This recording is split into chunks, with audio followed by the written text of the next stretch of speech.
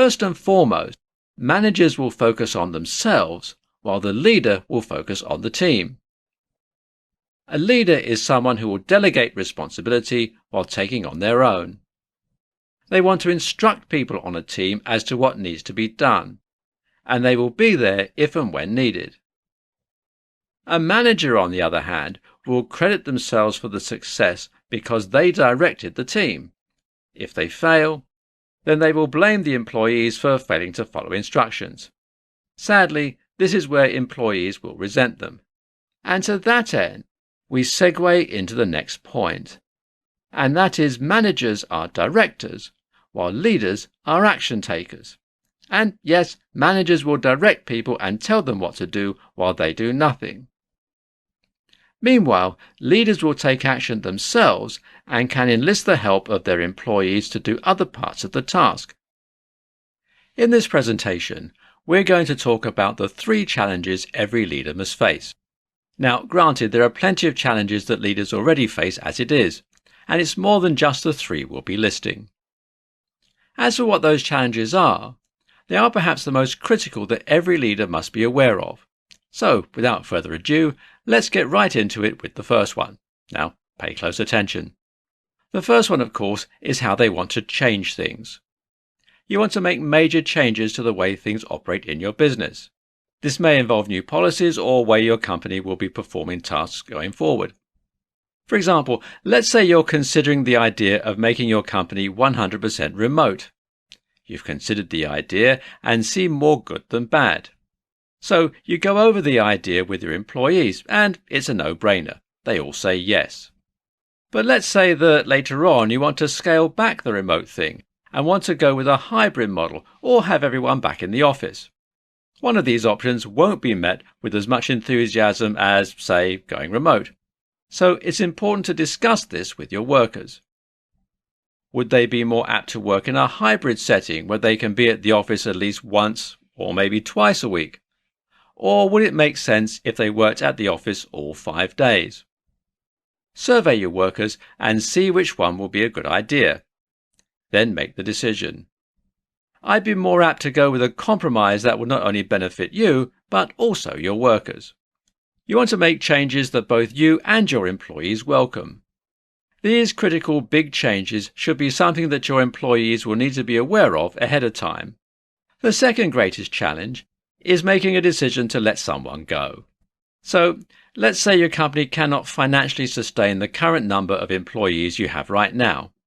Unfortunately, this means you'll need to cut a few people. This is where things get tough. The decisions you make will alter lives. It will alter their financial future, or at least for the foreseeable future anyway. These employees have families to take care of, and they have regular payments to make.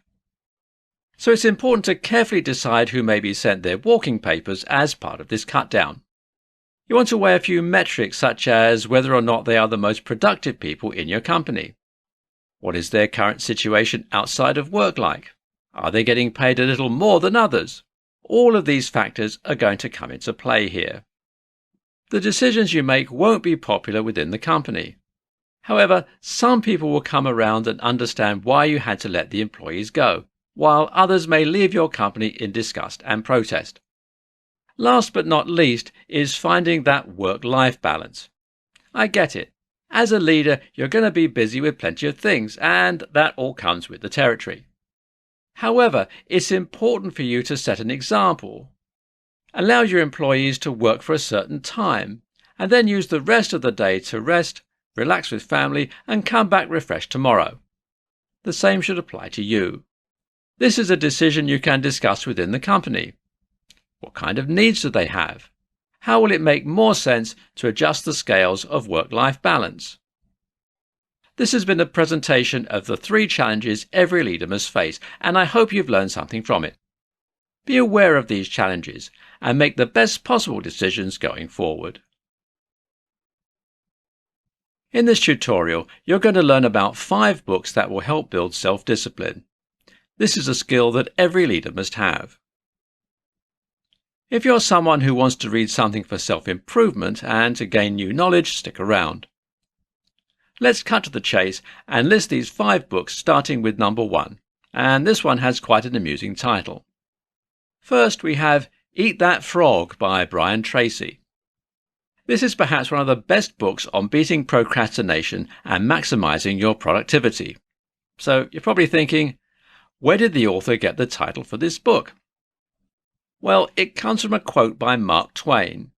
He famously said, "If it's your job to eat a frog, it's best to do it first thing in the morning. And if it's your job to eat 2 frogs, it's best to eat the biggest one first." In other words, it's a good idea to get the most important or unpleasant tasks out of the way before getting to the ones that are nicer or not so important. Second, we have The Power of Habit by Charles Duhigg. It talks about habits and the science behind them. So if you're looking to break bad habits and replace them with new ones, then this is the obvious choice. Third, we have The Marshmallow Test by Walter Mischel. Here's an interesting fact. The author of this book was 84 years old by the time of its release. If anything, it's never too late to get started on something you desire to do, whether that's starting a business or setting and conquering a huge goal. Anyway, this book is based on a study that was done at Stanford University. It was a study on self-control and how people just look at a marshmallow and resist the temptation to eat it. This will give you a glimpse at how important self-control is. Fourth, we have The War of Art by Stephen Pressfield. If you're someone who is the creative type, this is a must-read, and I'm dead serious here when I say that. So the book is separated into 3 parts: resistance, combating resistance, and beyond resistance. By the way, even if you aren't a creative person or even a business owner, I highly suggest that you read this, because this is a book that can help you break your bad habits and be able to live life while having full control over it. The 5th and final book is The Compound Effect by Darren Hardy. This will not only help you to make small decisions and acquire those small wins, it will also help you snowball that into even greater heights of success. This applies to almost all the areas in your life. If you need a book to add to your personal library, this is the one you might want. By the way, this is a book that will help you stay the path and turn your small wins into large ones. The sooner you read this, the better off you'll be. And that'll do it for this presentation. Before we leave, I want to say that self-discipline is critical when it comes to your business and personal lives. You want to break bad habits and replace them with new ones. You want to make sure that you do your part to build a level of self-discipline that will make it easier to say no. These are 5 books that I highly recommend you read. I believe that there are others that I didn't mention, but don't worry, I might do another one of these presentations for 5 more of these books in the not-so-distant future. In this presentation, we're going to go over 5 leaders that you should learn from and discuss what makes them great. I want to emphasize that while you should incorporate your own leadership style, you'll want to consider getting some kind of inspiration from these leaders in terms of how they handled times of crisis, managed their time, or dealt with any kind of critical situation that they faced. Let's begin with the first leader on our list, and that is Dwight D. Eisenhower. He was an army general and supreme commander of the Allied forces in Europe during World War II. He later served 2 terms as President of the United States. He developed a model for time management known as the Eisenhower Matrix. He created a 4-sided matrix where he would plan and prioritize his tasks from urgent and important to, well, not urgent and not important. So if he had a task in the upper left-hand corner, that was urgent and important and he needed to get it done. Whereas if it was urgent but not important, he could delegate it to someone else. Google more information about the Eisenhower Matrix and put it to good use if you want to manage your time. Second on the list, we have Walt Disney. He made a crucial decision that could either make or break his production company, whether he should or should not make a feature-length animated cartoon. He decided to press ahead, despite nobody having made such a movie before. When Snow White and the Seven Dwarfs came out in 1937, it saved the Disney Corporation from bankruptcy. Since then, it has become one of the more recognized companies in the world. This happened because Disney had to make a decision that may either save his company or drive it under. He wasn't afraid to take risks, and it paid off big time. Number 3 on the list is someone who perhaps was one of the greatest communicators the world has ever known. Sir Winston Churchill. He was the Prime Minister of the United Kingdom during World War II, and he spoke regularly to the people of the country. He did it so people would understand him. During his speeches, he would inject a bit of humour and keep people on their toes. He knew what to say and how to say it, and the country listened. He was credited for saving the United Kingdom from Hitler and the Nazis. 4th on the list, whether you're religious or not, is Mother Teresa of Calcutta. She is someone whom I consider a great leader because of her emphasis on compassion. She spent much of her life helping the poor, the sick and the dying. She cared for them and did everything she could to help lighten the workload of other people who worked along with her. Needless to say, she was kind, was able to listen to people, and was able to empathize with them. Last on the list is Dr. Martin Luther King Jr. His famous "I Have a Dream" speech was perhaps one of the greatest given by someone who has never held a political office. He did it in a time when he wanted people to live together in peace without resentment. He was able to push through his cause without using violence, despite facing it himself, including his assassination in 1968. He wanted a peaceful resolution and made sure it was done. We could give credit to him, along with the others who fought alongside him to defeat segregation in the United States, for the passing of the Civil Rights Act of 1964. These 5 leaders have been instrumental in their leadership skills, and you may draw inspiration from them in the way you may be leading yourself. If you liked this presentation, please let us know. In this presentation, we're going to talk about 5 tips for fighting imposter syndrome. As a leader, you might struggle with this sometimes, and it's understandable. You may feel that being in a leadership role is not part of who you are, or you might feel like you do not belong here. So, to that end, we're going to talk about some tips that you can use to conquer imposter syndrome and lead as yourself every single time. Before we begin, let's get into the definition of imposter syndrome. It's defined as having that sense of self-doubt based on your accomplishments, particularly in business. So you'll feel like you got here based on luck, or feel like you need to pull yourself away from others so no one knows the method to your madness, so to speak. There are so many symptoms of imposter syndrome, and those are 2 of the major ones. With that said, let's take a look at 5 tips to combat it. Here we go. Number 1, you want to recognize the symptoms and signs. So again, that includes feeling like you got lucky to land a leadership position, or you hold yourself to very high standards. You may find it difficult to accept praise, and of course, you may feel like you're not good enough. So you want to be aware of this. Self-awareness will allow you to catch yourself saying certain things or making certain actions. So with that in mind, if you notice that you are displaying the symptoms, then make sure you are able to correct them soon. Second, you want to make sure that you are not alone in this fight. You may be one of many leaders that have suffered from this.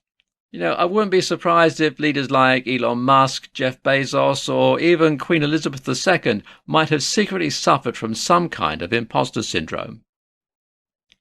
Third, you want to accept the fact that being a perfectionist is pointless. Settle for having a task done. It's good enough and it accomplished a certain goal.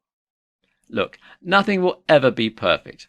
There are rare cases where perfection happens, but other than that, you have a better chance of winning the lottery than achieving perfection, and even that's a challenge on its own. Fourth, I believe it's important to be kind to yourself. Everyone starts at 0. You started from somewhere, and it certainly wasn't the top of the mountain. You want to make sure that you talk to yourself in a positive way, especially if you suffer from a setback. You don't want to get into the negative self-talk, because repeated amounts of it will become part of your belief system. You don't want that. Believe in the positive. Believe in yourself and the actions will show. Finally, the fifth tip is to seek out a mentor for help. Each leader had a mentor, and I know you did as well. So, if something feels off, you can reach out to them for questions or advice. They'll make sure to point you in the right direction. And you might feel encouraged to continue because they are perhaps the reason why you're in a leadership position in the first place. So, with that said, I hope you enjoyed this presentation. I want to close by saying that imposter syndrome is nothing new with leaders. It's actually easier to defeat than you realize. So, follow these tips, take claim of what's yours, and really own it. In this presentation, we're going to take a look at 6 online resources that will help you get and stay organized. Yes, organization can be a challenge, and yet we live in an age where it can be done in a digital setting. With so many online resources out there, you'd be hard-pressed to choose some of the best that will keep you organized day in and day out. Let's take a look at 6 of the ones that I think are worth checking out. First off is Evernote. This app can be a miracle worker for those who want to write down ideas and access them via the cloud. You can open up your Evernote app on your phone, write it down, and you can access it on a computer if you need to. This saves notes, web pages, and so much more. And you can share it with other Evernote users. Next on the list, we have none other than Google Drive. So you have your files accessed via the cloud. You also have Google Docs, Slides, Sheets, and so on. You'll have synchronized organization with the touch of a button. If you need to access your files just about anywhere, Google Drive has you covered. Third is Asana, and I cannot tell you how many times this has helped me out when it comes to doing team tasks. And it has all kinds of tools for those who are working together as a team. This includes messaging, storing files, progress tracking, assigning tasks. It's a Swiss Army knife of organization tools. Without this app, I don't know how I can get through life.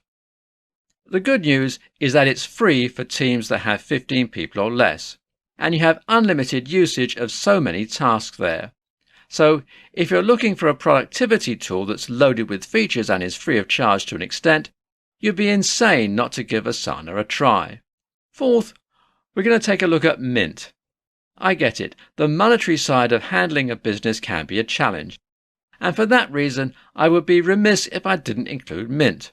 You can be able to build a budget, get reports on spending and saving that are easy to understand, set up alerts for any potential unauthorized charges, the whole 9 yards.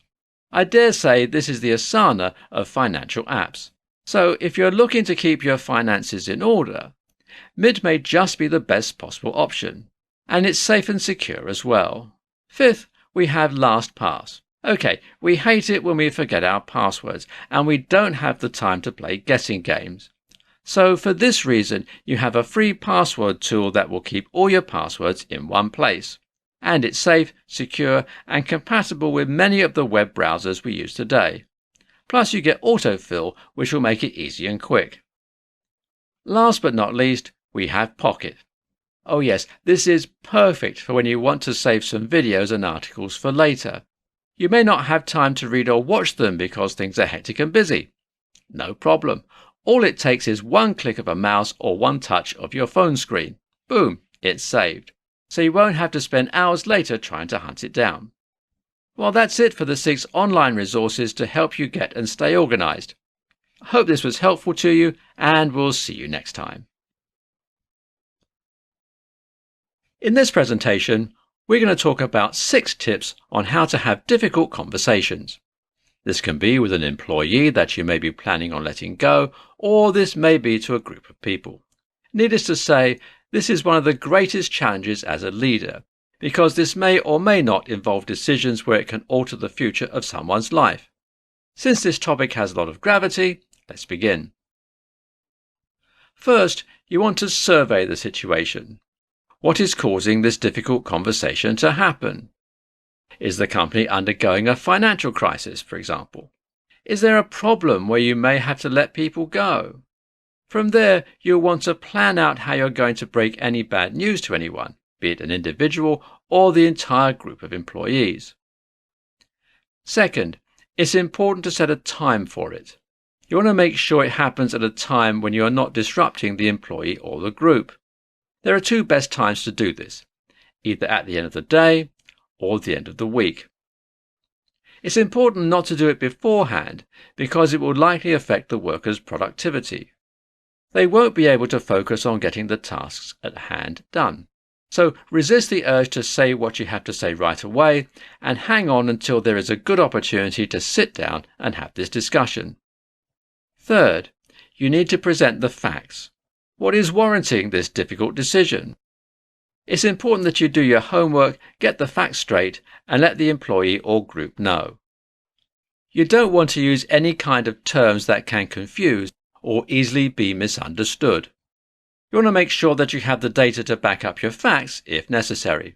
For example, if there is financial trouble, show the charts that prove the data and facts. Fourth, it's important to give your employee or employees the opportunity to speak. Give them their say on the matter. Be sure you're listening and make sure to repeat what they say if possible to ensure you understand them correctly. Take notes and be sure to ask any additional questions. Fifth, you want to document the conversation. Keep a record of what was being said between you and the employees. You want to make sure things are clear and easy to understand. Don't put yourself in the position of having to try and remember everything. You can always go back and use the documents to see what was said. Finally, make a plan to resolve the conflict. If it's with one employee, it may be some kind of probationary period because of a rule violation. Or if it involves the entire company, you want to formulate a plan to correct the direction that the company may be going in. This may include budget cuts, laying people off, and so on. In such a situation, there will be more difficult conversations to come. With that said, I hope this presentation has been informative.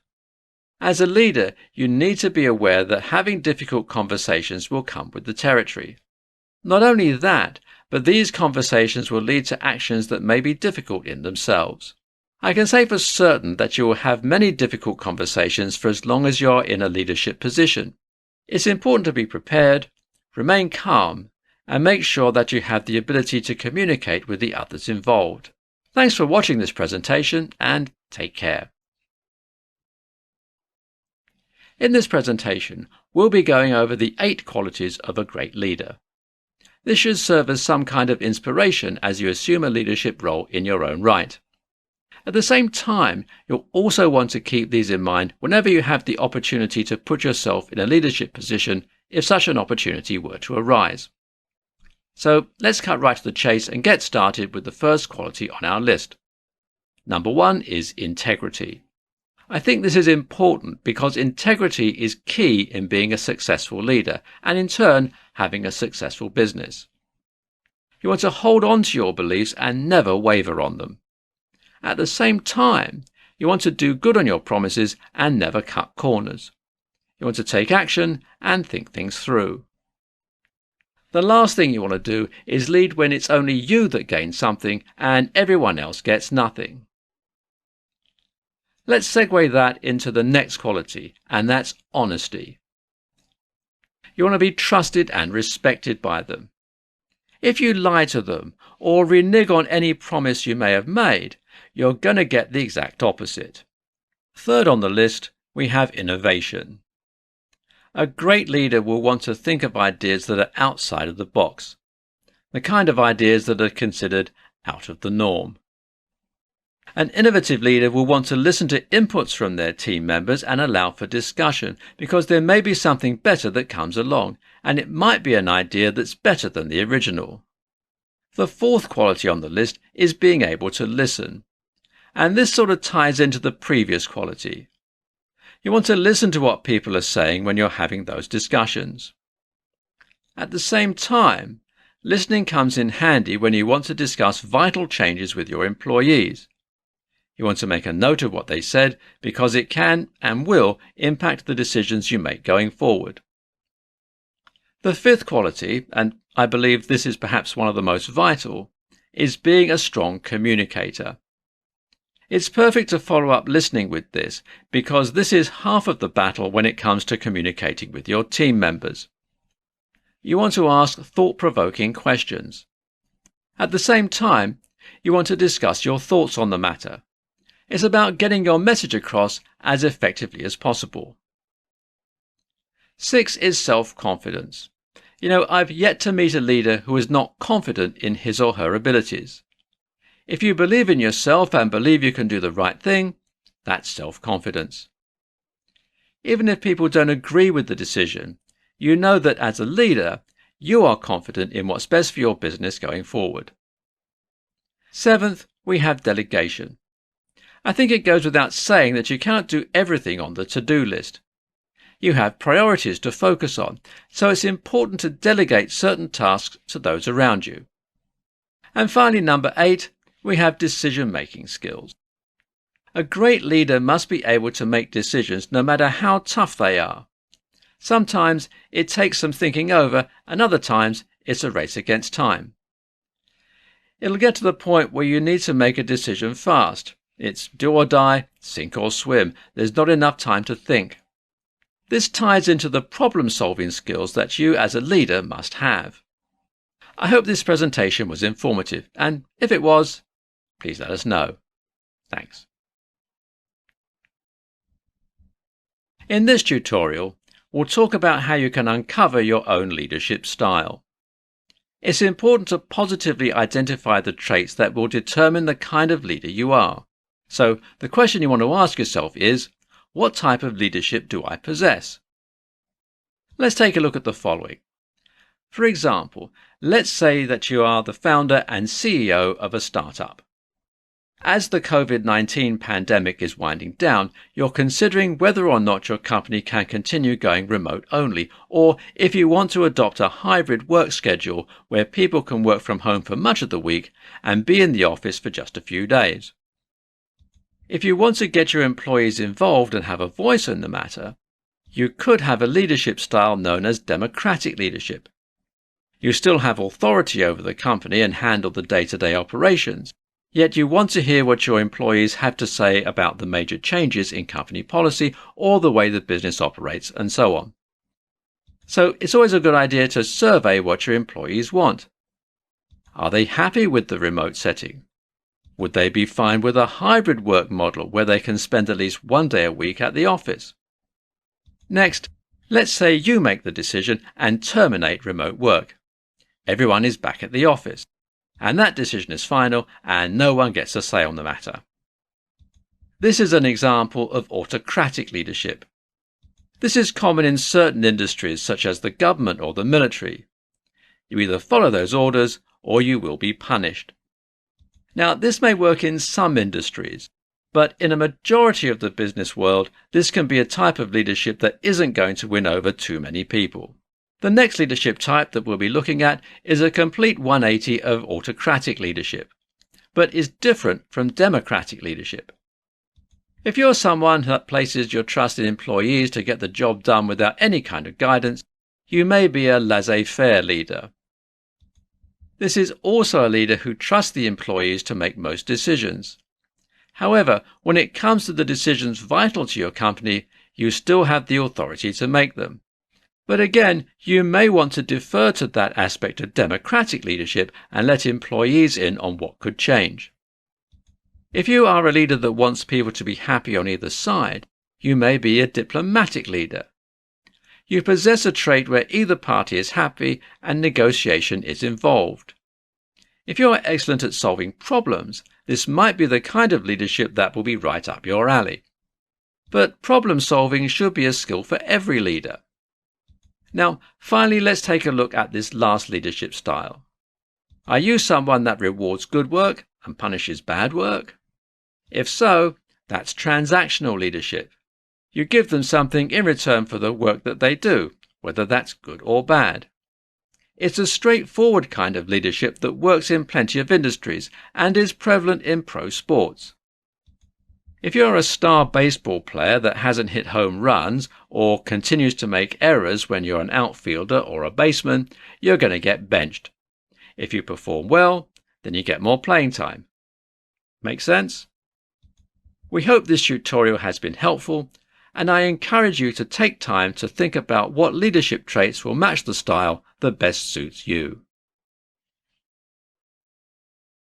In this presentation, we're going to talk about how to use social media in the workplace. I think it goes without saying that this sounds like a not so good idea.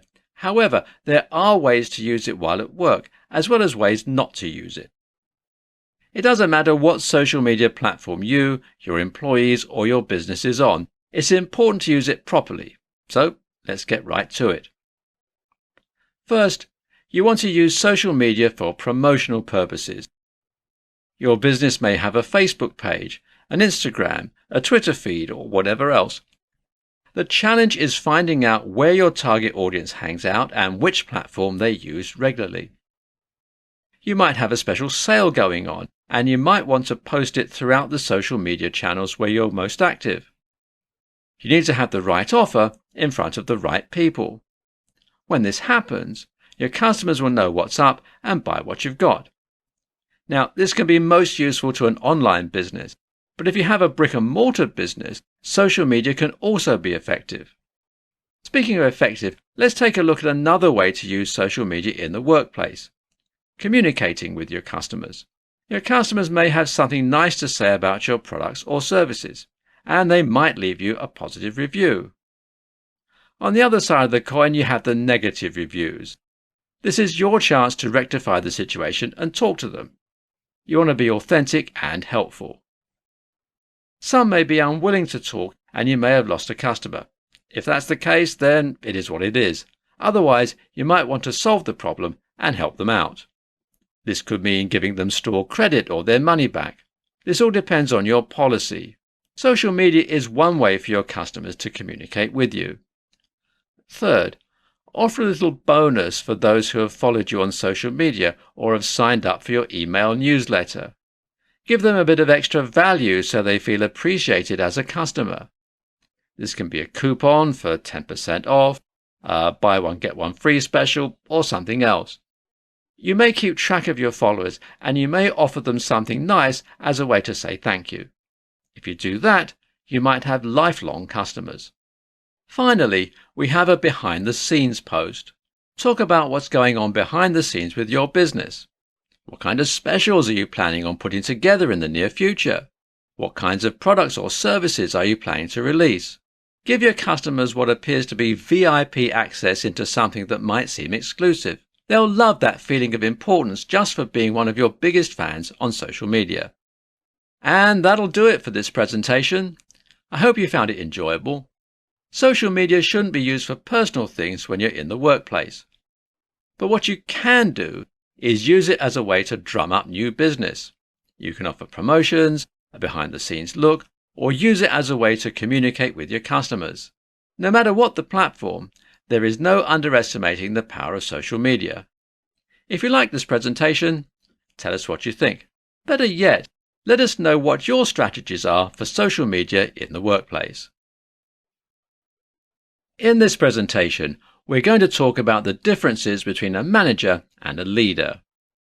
We'll be talking about the traits that either of them have, and to that end, it will also give us a glimpse into what makes them different. Since this is such an exciting topic, I want to keep the introduction short and get started. So here we go. First and foremost, managers will focus on themselves, while the leader will focus on the team. A leader is someone who will delegate responsibility while taking on their own. They want to instruct people on a team as to what needs to be done, and they will be there if and when needed. A manager, on the other hand, will credit themselves for the success because they directed the team. If they fail, then they will blame the employees for failing to follow instructions. Sadly, this is where employees will resent them. And to that end, we segue into the next point, and that is managers are directors, while leaders are action takers. And yes, managers will direct people and tell them what to do while they do nothing. Meanwhile, leaders will take action themselves and can enlist the help of their employees to do other parts of the task. Of course, if there are other things that need to be done, a leader will delegate. They will give their team members other responsibilities. So it's important that you make sure you assign your employees tasks that you know they can do well and are competent in. Now, you're welcome to train them and show them how it's done if they don't know already. A leader can do their best to teach their team members something that can be a challenging task. They do this with the confidence that their employees will do it well, and it'll be like second nature. Next, leaders will hold achievements to a high regard, while a manager will care about the results.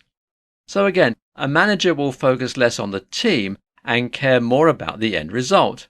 If they succeed, the credit will be given to them.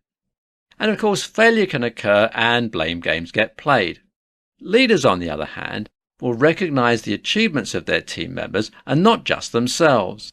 They will acknowledge those who performed a vital service in meeting certain goals. Leaders understand that there is hard work and dedication. They know that their team members possess that.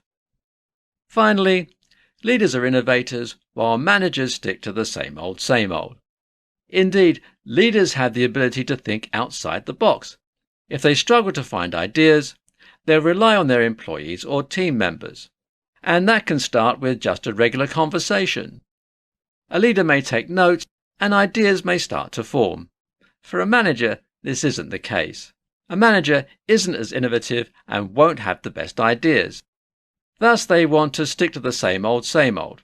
Again, they care more about results and couldn't care less if there are ideas being floated around. So it's always a good idea for leaders to think about what they can do going forward that can make things better for their business. As a result, there can be more profits, more growth, and a whole host of other things. With that in mind, this concludes this presentation. I hope you found some of the information to be quite eye-opening. It's a clear no-brainer that a leader will do a lot better than a manager.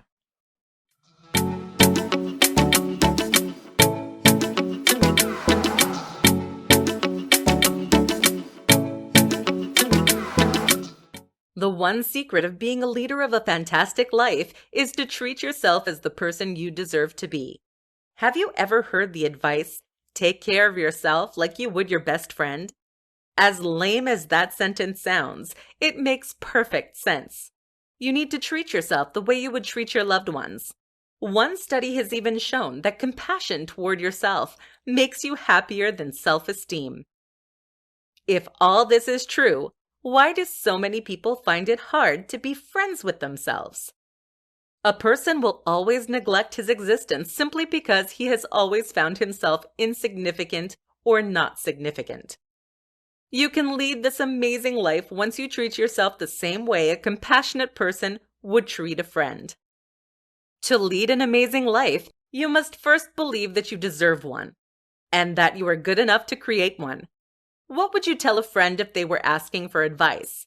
You would probably try to convince them that they can. The same applies to you. In this lesson, I will teach you 3 leadership skills you need to learn today. A leader is a person who helps people take responsibility for achieving a common goal in a group, whether you are a supervisor, a parent, a coach, a politician, or any other position that puts you at the forefront with a leadership role to play. A successful leader must know how to help people surpass themselves to obtain maximum results and reach their full potential.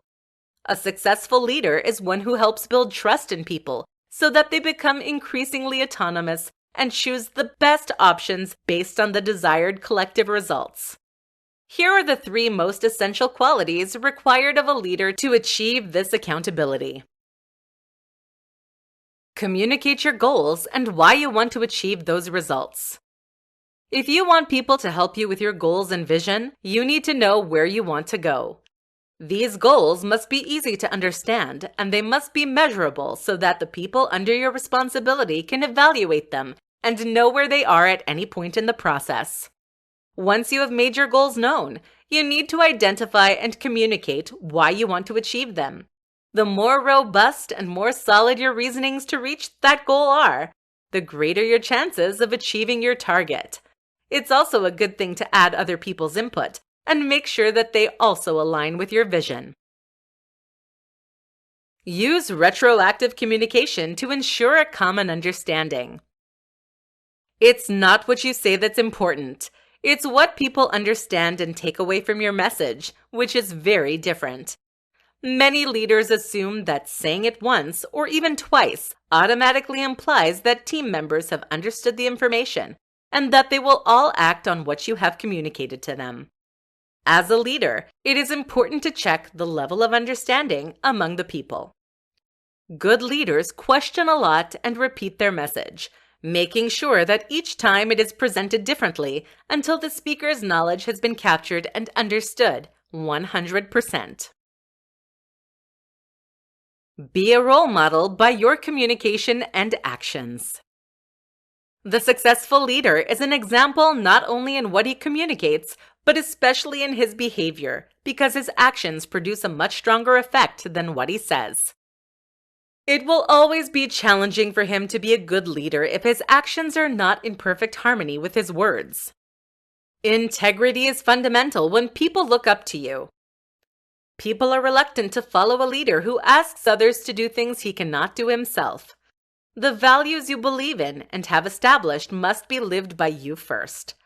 Otherwise, you will be considered a wannabe.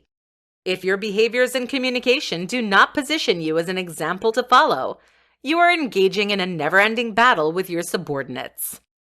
It doesn't matter what your role as a leader is. The cornerstone of success is your ability to get people to work effectively. You must bring group synergy towards a common goal, whether it is in a company, a family, a group of friends, or volunteer work. Becoming an excellent leader is a daily and permanent learning process. Although some people are better predisposed to become a good leader, you are not born a leader. You become one. Therefore, apply yourself every day to improve the 3 qualities mentioned above, and indeed, sooner or later, you will get exceptional results from your team. In this tutorial, I will teach you 4 ways you can be a leader to others in your life. Leadership is the ability to inspire others, to set them in motion, to set an environment that motivates them. Leadership can be exercised by anyone, regardless of hierarchical position. Set an example. The leader must lead by example and not just say what needs to be done. If you want people to respect you and be inspired by you, act in a way that shows respect toward them. It can be as simple as to be on time for appointments and meetings. The way you treat others sets the tone for the relationship you want to build with them. Setting an example for the leader is a matter of dignity, respect for others and yourself, and a sense of responsibility. By setting an example, you empower others to be inspired by you, and automatically, you become a form of leader to them, a person they look up to for tips. Don't lose sight of humility. It is common to hear that the leader must be strong, and this does not preclude humility. Instead of being counterproductive, as many people think, humility is a strength that commands respect and trust of your team and your customers. Acknowledge your mistakes. You are not a superhero, and no one is perfect. Being aware of this invites you to focus on what needs to be improved and projects you into solutions that become self-fulfilling prophecies. Being humble also means that you know you are good at something, but you don't feel the need to convince others of it. When you are humble, you have a better chance of connecting with people around you. They will see you for who you are without feeling like you are not accessible or too good for them. Be a team player. There is no I in team or leader. Another asset to become a leader is a sense of responsibility and autonomy. A good leader never does everything alone. He or she understands that it is much better in groups and working together. By recognizing that others have skills and knowledge that can contribute to the greater good, you automatically place yourself in a position where others will respect you for your appreciation of who they are. Don't be afraid to recognize others and ask for help. Nurture connections. To become a leader, you have to work to create connections with others. You have to know others and appreciate them.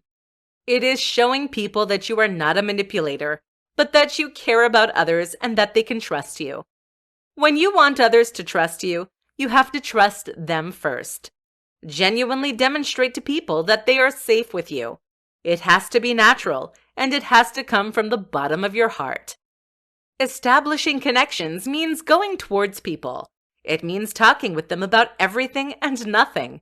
It means giving them time and energy. It also means listening to them and getting to understand them.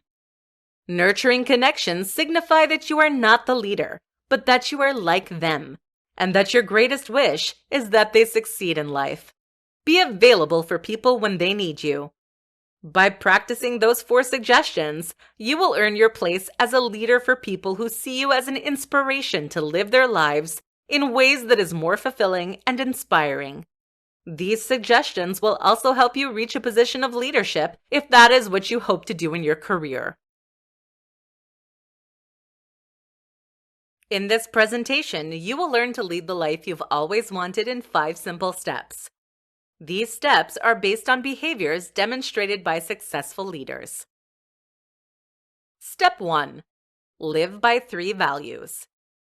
You will not meet a great leader or a successful person who does not live by the following 3 values: gratitude, generosity, and passion. To live your life to the fullest and to realize your dreams, you need to live by those values. Knowing how to show gratitude or generosity allows you to live in a healthy and positive state, which will come back to you at some point. Besides, passion is what makes the difference between those who suffer their lives and those who live them. Knowing that you spend 70% of your time at work, why not make it a time when you do something you're passionate about? It will make your life more enjoyable, and you will be 110% invested in what you do. Step 2. Pay it forward. The principle of taking and giving back is essential when you want the life of your dreams to be abundant. We all start from nothing. Whatever your social level at birth, it is necessary to know how to increase your knowledge, increase your income, increase your ability to understand the world to be able to give back. To be in constant balance between giving and receiving is the critical approach to always experience abundance in everything that you do. Living an abundant life doesn't have to mean finances only. It can be love, joy, happiness, or fulfillment. Step 3. Take care of yourself. Dreams don't always come true immediately, and your patience can be tested. Taking care of yourself is key to staying motivated to make those dreams come true throughout your life. After all, your ultimate dream may come true as you enter your 70s, but you'll need to be healthy to enjoy it. To do so, adopt a healthy routine and invest in yourself. Don't devote your life to the work of others or to please others. Find a balance with your personal life and take a step back from time to time to reflect on your desires, aspirations, and dreams. Practice acceptable physical and mental health practices every day to guide you on the quest for your purposes while staying healthy and placing yourself on the priority list. Step 4. Determine what you want. Dreams are intimately subjective. They belong to you and no one else. Purposes are different from ideals. Great leaders have ideals, such as world peace, but their dream is to have access to the right tools to serve that peace. Also, dreams are different from person to person. They can be bigger or smaller, more or less impactful. It doesn't matter. They are your dreams. You must ask yourself what you want in life. The clearer you are about your dream, the easier it is to lead yourself to it. Step 5. Decide and act. Once you know what you want and applied the 3 values, all you have to do is make decisions and take action. This is, paradoxically, the most challenging part. Many people miss out on their lives because they don't dare to act. Organize your life daily to achieve that dream life. If that means getting a degree to get the job of your dreams, go for it. Show yourself dedication and determination. This applies to everything from love to friendship to professional success. Let yourself be guided by what inspires you. In this presentation, you will learn 5 ways you can lead without a leadership role. You might be interested in becoming a leader in your work or demonstrating more leadership skills in your daily life. In this presentation, we have listed 5 ways you can do so. Be authentic. Authenticity is the ability to be yourself in all your interactions. When you look to become a leader, we often find ourselves trying to copy someone else. You must take the time to discover your leadership skills and the reason why you want to become a leader. The more you will know yourself or be self-aware, the more authentic you will be in your life. Yet leaders often do not take advantage of this discovery and neglect this process of self-awareness. The process of self-discovery can start by writing one's biography, listening to feedback, and even more formal methods such as profiling or personality profiles. Lead yourself to success. One of the most challenging things to do in leadership does not lead others to success, but to lead yourself. It is often less motivating to work on your objectives than those of others. That said, use 4 simple steps to reach your goal. First, identify your goal. Second, identify the gap between your current reality and your goal. List all the barriers to your goals. Third, list all the options that you have to remove these barriers. Fourth, apply the actions or choices that seem the most appropriate to you. Then repeat from the second step until you reach your goal. Be supportive of others. Any great leader can empower others to be their best. How can you be more supportive of others? A great philosophy to nurture is to try to leave a person in better shape than when the interaction started. Every interaction you have, try to empower the individual in front of you to see their skills, knowledge, and abilities. That way, people will see you as a very supportive person and also someone who is very inspiring to others. Seek to improve. The best leaders are not afraid to ask their team how they could improve. Take the initiative to ask people around you. Seeking feedback from others will require that you welcome feedback that you might not be ready to receive. When you ask others for their opinion, be sure not to be on the defense, reactive, or even worse, attacking them when they say something you don't agree with. You might want to start by asking people that are close to you, and then ask friends, colleagues, and even neighbors. You could use a straightforward formula, which is to ask 2 fundamental questions. What do I do well? What could I do differently? That way, you give your interlocutor a chance to provide you with positive and constructive feedback. Become confident in your decisions. Great leaders are open to the feedback of others, but are also very confident in what they want and don't hesitate to make difficult decisions. You must start developing confidence in what speaks to you and what doesn't. In some ways, it is a bit about following your gut feeling. When it comes to make a decision, try not to think of pleasing others. Make a decision from the heart, one that you know will be best for everyone, but mostly for you, especially when it comes to being the leader of your life. It isn't selfish to make a decision when that decision is what motivates or drives you to be the best version of yourself.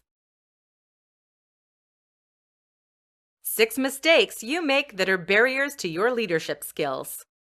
In this presentation, you will learn 6 mistakes that may be barriers to your leadership skills. Those barriers are the following. Trying to do everything by yourself. One of the biggest mistakes people make when they want to develop their leadership skills is to believe that they have to do it on their own. It is crucial to involve others to achieve continued success as a great leader. Don't be afraid to ask for help. Good leaders don't have all the answers. Just ask. By trusting others, others will feel valued and increase their motivation. Surround yourself with smart and passionate people who are experts in their fields, especially in those you know less about. Failing at communication skills. Communication is undoubtedly the leader's most important tool. For some, it is also the most complex and the most difficult to master. Being open means listening and being humble. The leader must welcome criticism and opposing ideas without feeling threatened. He must accept that he does not know everything. He can make mistakes, and that his employees may be more competent and know more than he does about certain subjects. Also, learn that silence is a form of communication that can be very effective in some situations. Not learning from mistakes. If you are the type of person that gets embarrassed about the mistakes you make, you are very likely going to try to ignore and forget that mistake as soon as possible. On the other hand, accepting responsibility for making a mistake and trying to grow out from it is an excellent opportunity to become a better leader. Confessing an error is an opportunity to make things better. When we become accountable for our actions, it is reassuring and inspiring to others. Do others' work. Do you tend to do other people's chores or work because you believe that there's nothing better than doing it yourself? If so, that is a big mistake because your behavior demonstrates that you don't trust others' skills and knowledge. It could even be perceived as the fact that you might think you are better than others. Instead of doing the work of others, try to be more compassionate. It might not be like you would do it, but that's okay. Others have the right to do their job their way. I'm sure you would not like to be told how to do your job either. Learn to let go of that need to have everything perfect. With time, you might develop a good relationship with others, and they will be more open to learning from you. Stuck in your ways. A good leader is curious and satisfies his curiosity daily. Try to learn something new every day. Be curious, read, take notes, explore alternatives. Keep up to date with what's new in your industry. Don't be afraid to take risks and try new things. For example, new methodologies to grow your skills. Not have a clear vision. If you don't know where you're going, you can get lost. Make a list of your long-term goals. It's not a matter of writing down all the things you'd like to do that you haven't been able to do yet, but rather the horizon towards which you want to guide your plans. Your goals and vision need your energy and your time and money. So make them visible so you can think about them every day and take long-term decisions to reach those goals. Be clear about what you want. In this tutorial, I will share with you 8 things that great leaders do. These 8 things can help you become a better leader and develop your leadership skills. They always communicate. Great leaders frequently communicate with their entourage in a variety of ways. Leaders are influential through their communication, whether it's during a conversation, in a team meeting, by email, by phone, or on video conferences. They know how to motivate their employees with the words they utilize during interactions. Find ways to improve your communication skills with others. It could be by taking classes on communication skills or reading on the subject. They motivate others. Great leaders can engage others in a common vision while recognizing how everyone can contribute to that vision. They understand that everyone wants to contribute to the greater good, and they help others believe in what they do, which will have a strong and positive impact. How can you be inspiring to others? What vision do you have in common with others around you? And how can you help others reach their goal? They foster strong relationships. Great leaders are built on a solid foundation of trust and valued relationships. Without these 2 things, it is challenging to become a leader. Leaders who foster community and strong relationships are more powerful because they become their community. How can you improve your work and friendship relationships? What could you do differently to build more trust with others? They are honest. Great leaders are honest and transparent. Typically, they do what they say, and they say what they do. They know what their vision is and usually have a great understanding of how their actions and speech related to what they want to accomplish. This honesty and integrity make them more trustworthy, and people know that what they see is what you get from that leader. What aspects of your life would benefit from being more honest or transparent? How can you be in more integrity with yourself? They look for solutions. In large corporations, great leaders are hired to solve big problems and find opportunities to improve. This requires excellent analytical skills and also above average technical skills and an outstanding ability to solve very complex issues. When you find yourself faced with a problem, instead of feeling defeated about it, do a brainstorm with someone else. That will help you develop your problem-solving skills. They delegate.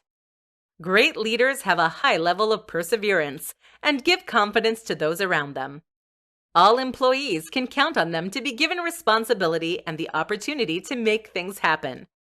Great leaders are not afraid to delegate tasks because they know that the expression divide and conquer is how teams can reach their goals by dividing the work.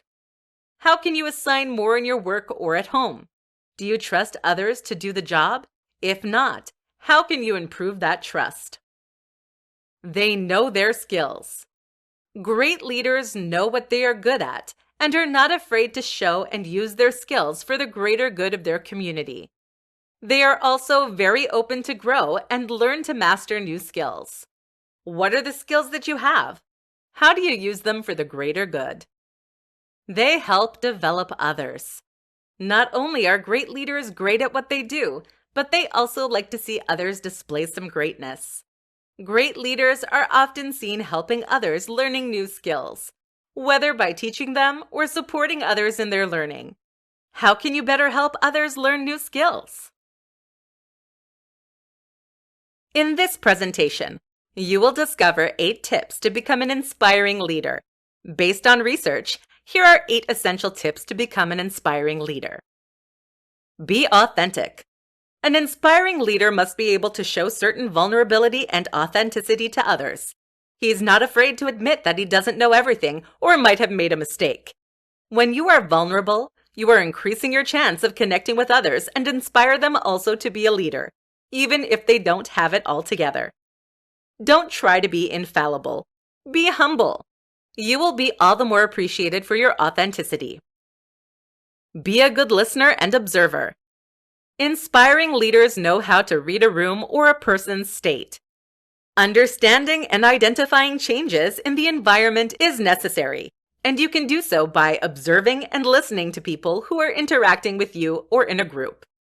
It is therefore essential to know how to read between the lines, but above all, not hesitate to go in search of information to avoid certain tensions. Be respectful. Self-respect is essential to get respect from others. It may seem pretty obvious, but it's not that simple.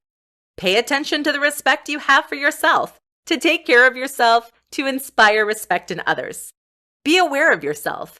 Being aware of your communication style, your assets, but also of what is difficult for you, of your limits, helps you to know yourself better and to remain vigilant in the way you interact with others. Be a role model. To be a good role model, you need to be aware of yourself. Being aware of your communication style, your assets, but also of what is difficult for you, of your limits, help you to know yourself better, and to remain vigilant in the way you interact with others. Delegate, congratulate, coaches your team. The more you will know yourself, the more you will inspire others also to be self-aware and become leaders of their life. Be trustworthy. Trust is not something that you can get overnight. It is built over time through consistency and authenticity. Creating the conditions for trust is not limited to what you say, but more to what you do.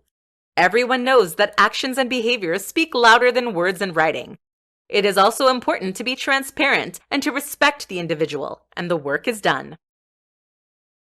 Be a teacher and support others' growth.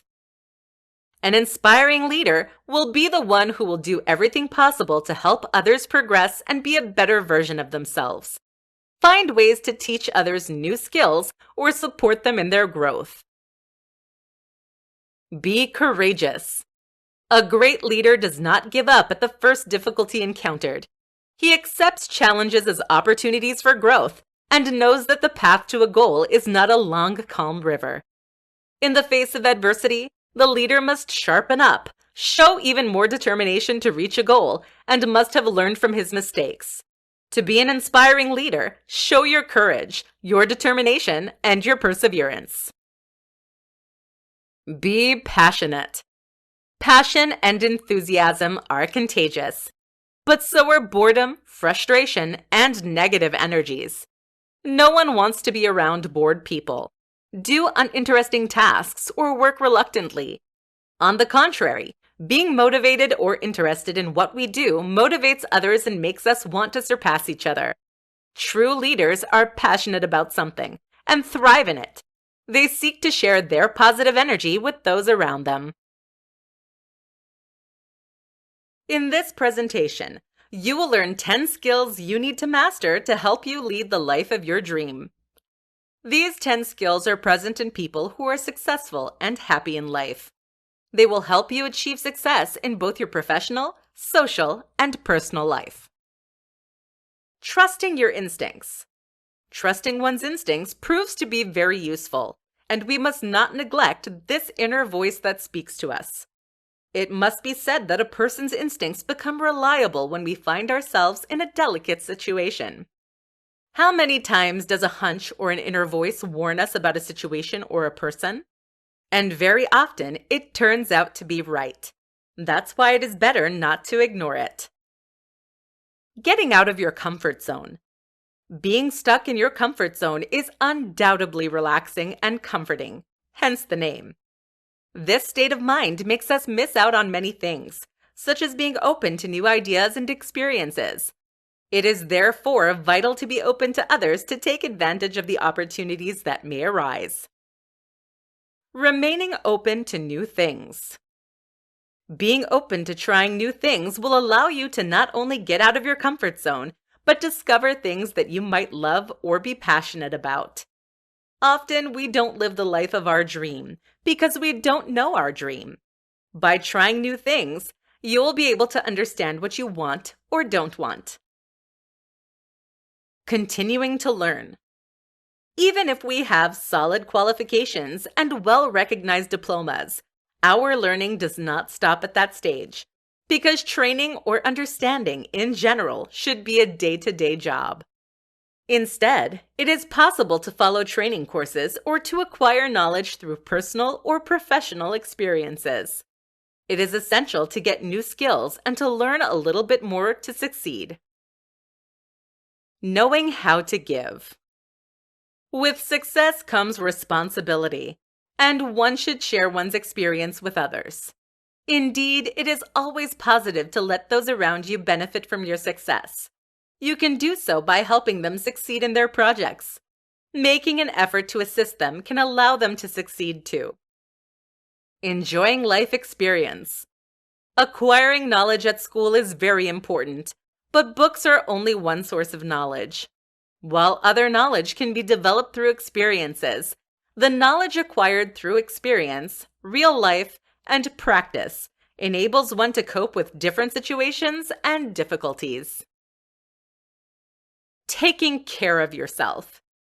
In the quest for success, the individual must not neglect his or her health and well-being. It is even essential to preserve their will and motivation intact and have the energy to continue their journey to success.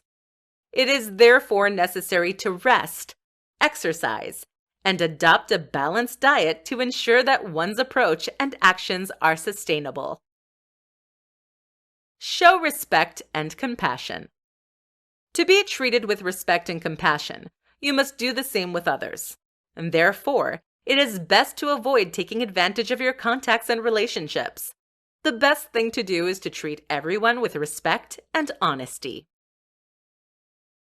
Continuous self-reflection. When embarking on a life journey, it becomes wise, even essential, to plan regular self-assessments to diagnose strengths and weaknesses and plan actions to correct and improve them. Exercising passion. Nothing is as depressing as doing something you don't like. When you're passionate about what you do, you stay focused and fully committed to it without ever getting tired or unmotivated. Doing what you're passionate about is the secret for leading and living a great life. In this presentation, you will learn how you can develop your leadership skills. Some people are naturally predisposed to be leaders, although it doesn't mean that it can't be developed. Leadership is the influence of an individual on a group through a relationship of mutual trust.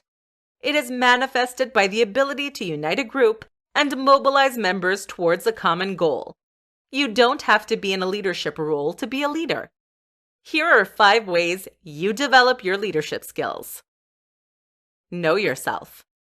The cornerstone of leadership is self-awareness. A true leader must be aware of his strengths and limitations.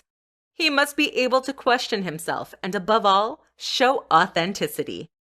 It is essential to be genuine, to be authentic, to be sincere, and to have the courage to be yourself, to make yourself somehow vulnerable to gain the trust of others.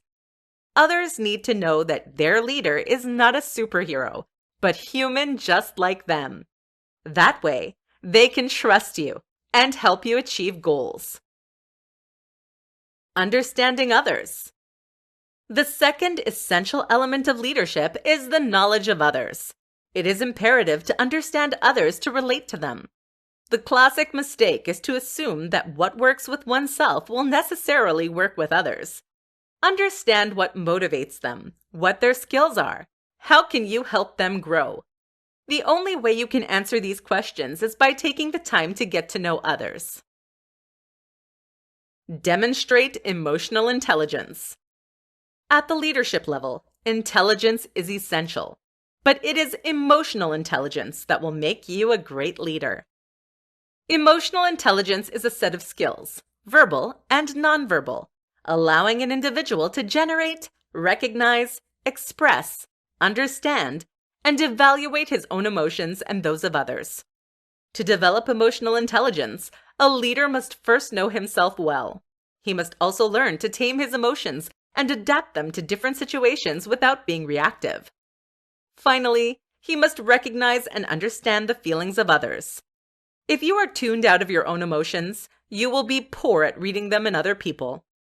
The basis of emotional intelligence is knowing oneself and understanding others better.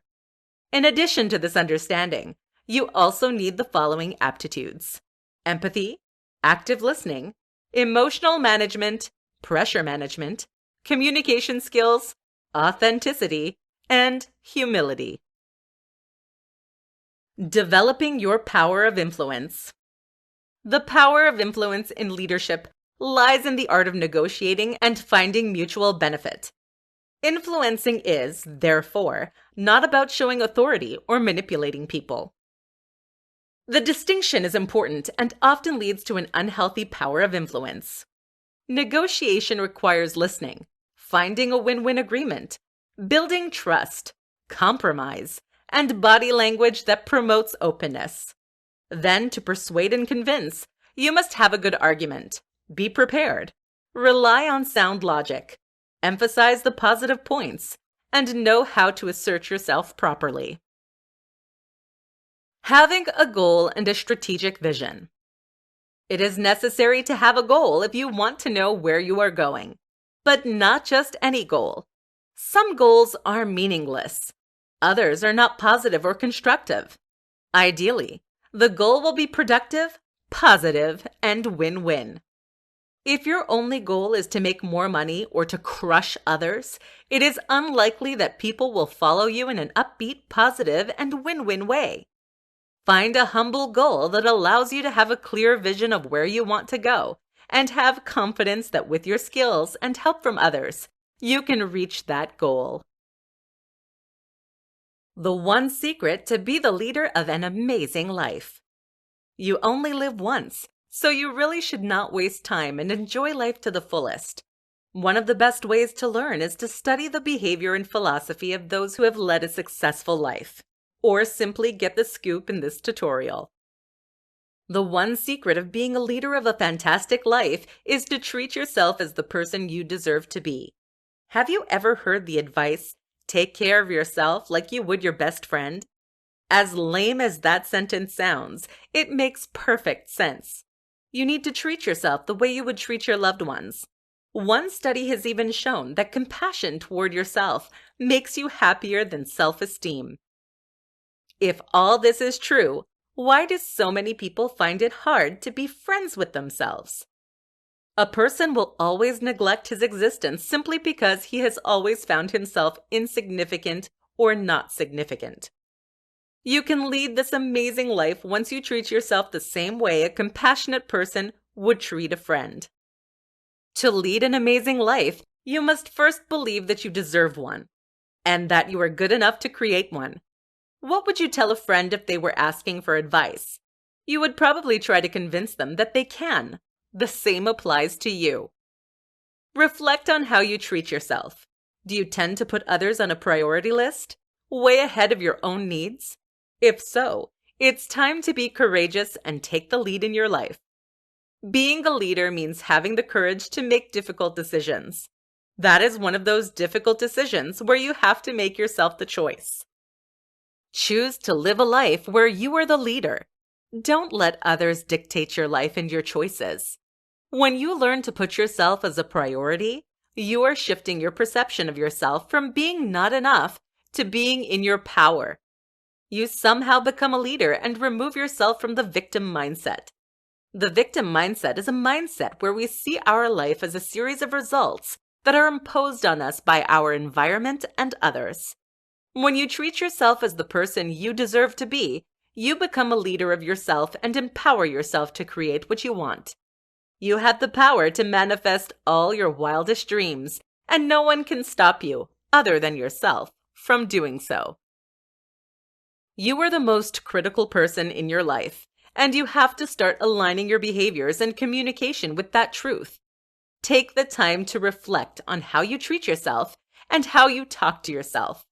Do you need to be kinder, more respectful, more compassionate toward yourself? A true leader can be vulnerable and accept that the old ways might no longer serve them to reach their goal. Be that leader and choose to lead yourself into a fantastic life by taking who you are, flaws and all, and place yourself on the VIP list. The reality is if you don't do it, no one will do it for you, and only you can choose what your life will be like. Take that leap of faith today and put in action one thing today that will align with your self-respect and self-love. This action will be the beginning of your fantastic life.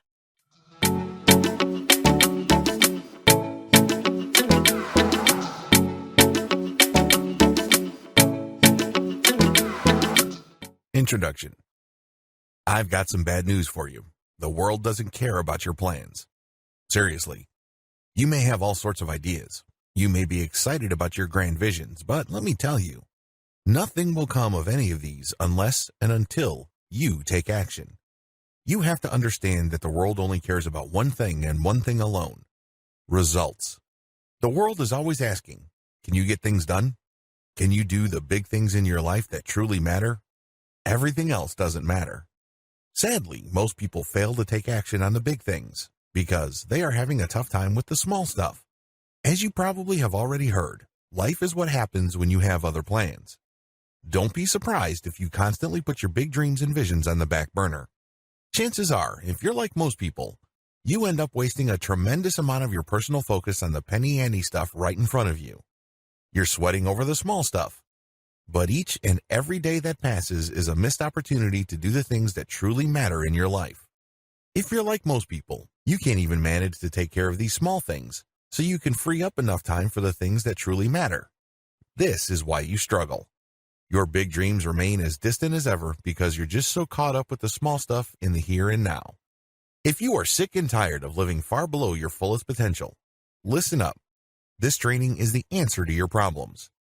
This training will teach you to become a more effective person.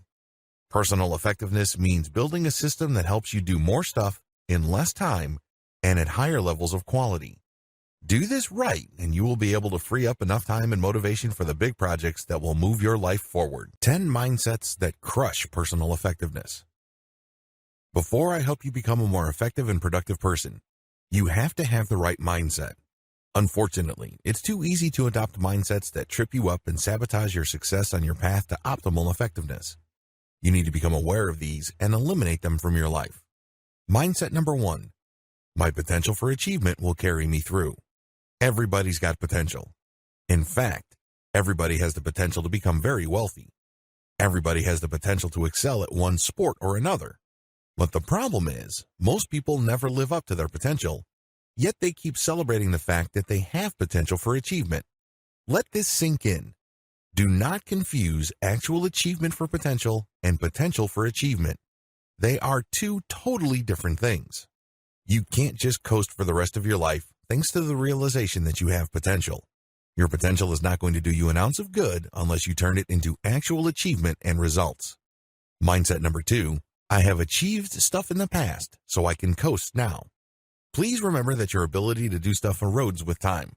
I'm not just talking about physical action here. I'm talking about mental action as well. Scientific studies show that people's mental abilities decline with age. In fact, your IQ goes down as you get older. To think that just because you have achieved certain things in the past that you can continue to achieve them long into the future is wishful thinking. It takes more effort to maintain the same results, and also you would be required to learn new things so you can produce the same or better results in the future. Don't entertain the idea that just because you were able to get stuff done in the past that you will continue to perform at a similar level. It doesn't work that way. You cannot give yourself the luxury of coasting through life. Mindset number 3, I can achieve the same results without having to change. Just because you were able to do things in the past, it doesn't mean that you only need to continue doing the same things. Conditions do change. For those achievements to take place, you have to level up your skills. You have to be adaptable. And you have to find yourself at the right time in the right place doing the right things. This means keeping up with the changing situation on the ground. Otherwise, it becomes so easy to think that since you are unable to produce the same results, then there is something wrong with the activity itself, or the industry you're in, or your career, or other people. It turns out that the only problem is your refusal to change and keep up with the times. Mindset number 4, success only comes through intuition. A lot of people are under the impression that for them to be successful, they just need to find themselves at the right place at the right time, doing the right things with the right people around them. This is wrong. Success is a habit. Even if you are dealt a lousy hand and you are dealing with an almost impossible situation complete with toxic people, you can still pull out a victory. How come? You're not relying on your intuition. You're not relying on your gut feeling. You're definitely not relying on getting lucky. Instead, you're focusing on the personal success systems that you have built for yourself. You become more adaptable. You are able to spot opportunities as they present themselves.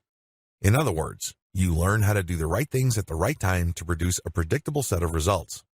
This is how you can tell truly successful people who may be down on their luck and people who just got lucky. I'm telling you, if you just rewind history, people who got lucky probably will not achieve the same results. Mindset number 5. Achievement comes through raw insight. A lot of people are under the impression that you really don't have to put in the time or pay your dues to become really good at what you're doing. A lot of people are under the impression that they just need to be at the right place at the right time, and all of a sudden this enlightenment about their work, their career, and their industry will all fall into place. This raw insight is like trying to win the lottery. Seriously, you might as well just run out and get yourself a lottery ticket because you are hoping for the same type of result. You can have all the raw insights you want, but if you don't know what to do with them, and you don't have a system for producing the same type of success day after day, week after week, month after month, then you're just setting yourself up for a disappointment. Mindset number 6, no matter how hard I try, success is ultimately random. This thinking actually concludes with another sentence, so why try so hard? If random luck is just going to put you in the same place as you would if you had worked hard, why even try? I hate to say this, but people who think this way are simply just giving themselves reasons for being lazy. I know that's unpopular and not politically correct, but it's true. Because you have to understand that people who become successful are not successful 100% of the time. Instead, they're successful enough. Regardless of the conditions and regardless of whatever is going on the ground, they are able to succeed enough times. Successful people are able to succeed at a fairly predictable rate. People who play everything by ear cannot say that. Things happen to them randomly. Sometimes they get lucky. Most of the time they don't. Truly successful people don't settle for that. Instead, they have a system where, chances are, they will achieve success more likely than not. Don't let your belief in the randomness of success rob you of the motivation you need to learn how to build a personal success system. Mindset number 7. Personal effectiveness is hardwired. People who believe this think that some people are just born effective while the rest struggle. Personal effectiveness is something that you learn. It is not something that you're either born with or you're not born with. Don't give yourself the excuse that you may not be predisposed to being effective or being all that organized. All this tells you is that you need to put in a little bit more work and time, and eventually you will get there. Mindset number 8. Effectiveness is not as important as efficiency. You can be an efficient failure. Seriously. You can take whatever little resources you have and constantly fail. That's efficiency. Please understand that effectiveness involves managing the quality of the results you do. It also directly impacts whether you are able to produce results at all. Efficiency is important, but you have to have focus on being effective first. Because if all you focus on is efficiency, it's very easy to just do the very least to produce barely passable results. Mindset number 9. I don't have to build learning systems. Sustainable effectiveness can only come about if you have a system for learning what you need to learn to produce the results you want to produce. Unfortunately, if you can't be bothered to put in the time, effort, and energy to build such a system, you're going to have to settle for surface learning. You're basically going to be focusing on the tip of the iceberg and nothing more. This is a serious problem because if you really want to become an authority or expert in any kind of field, you have to scratch beneath the surface. You have to put in the time, effort, and focus. This requires sacrifice.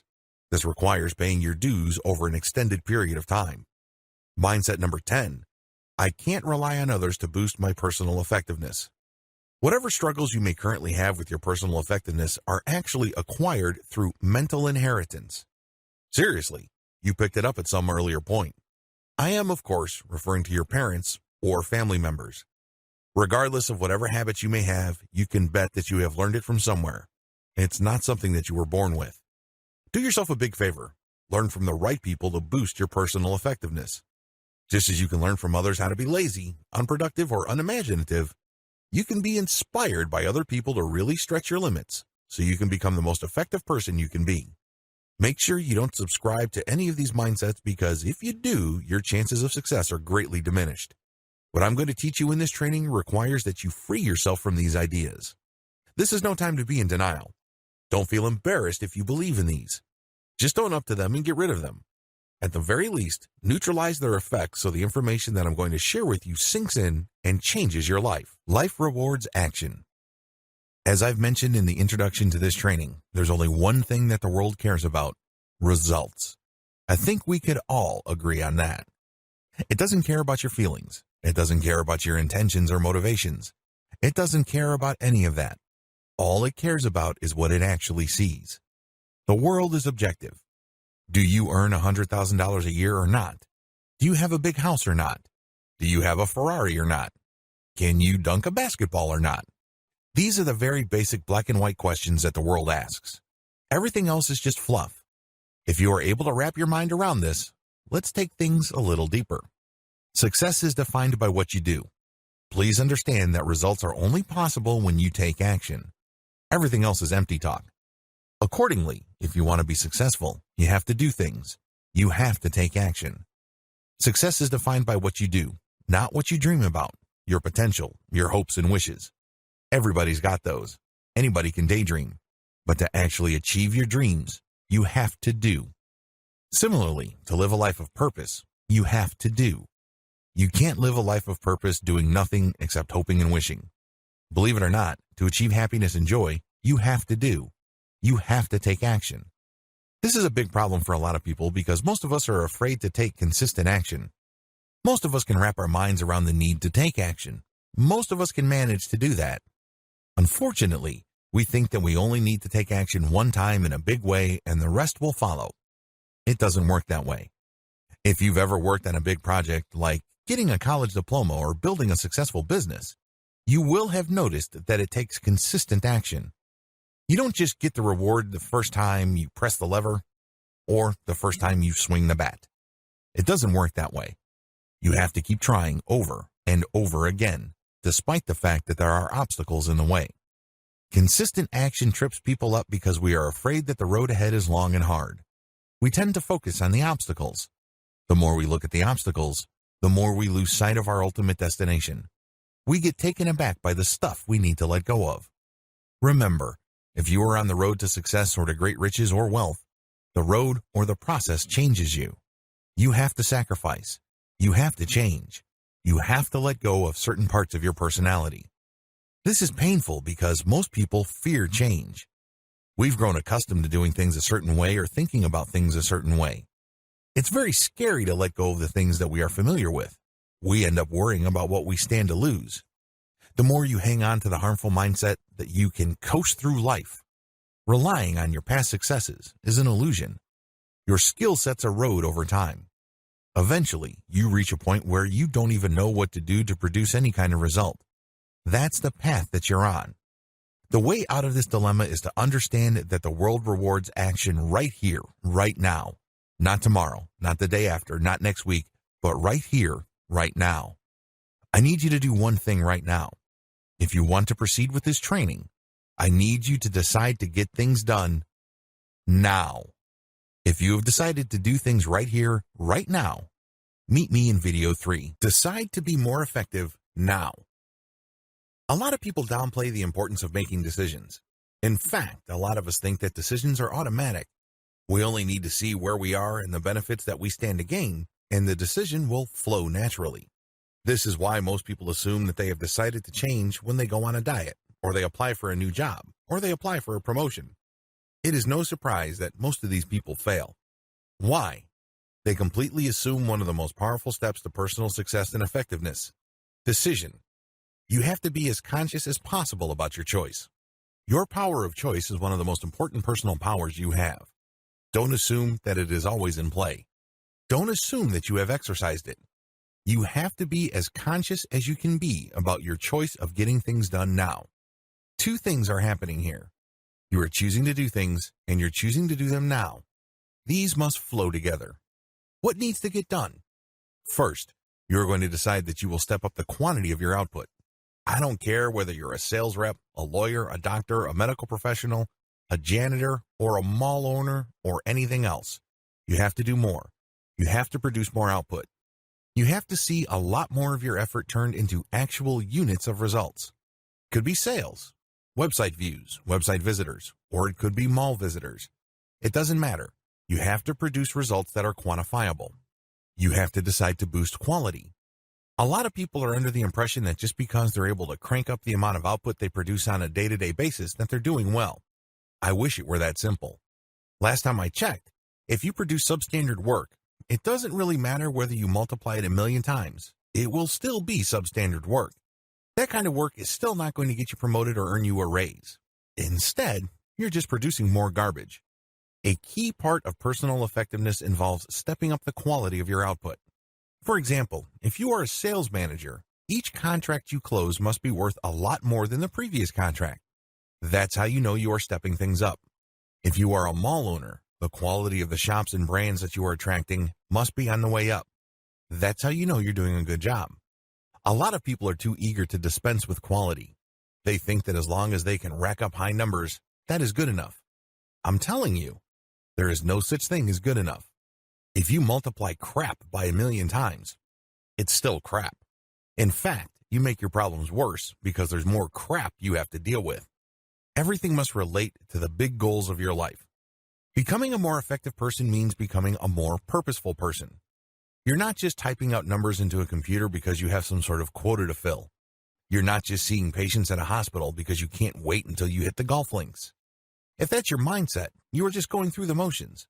You're not really allowing yourself to become the most effective person you could be because there's no reason for you to pursue that goal.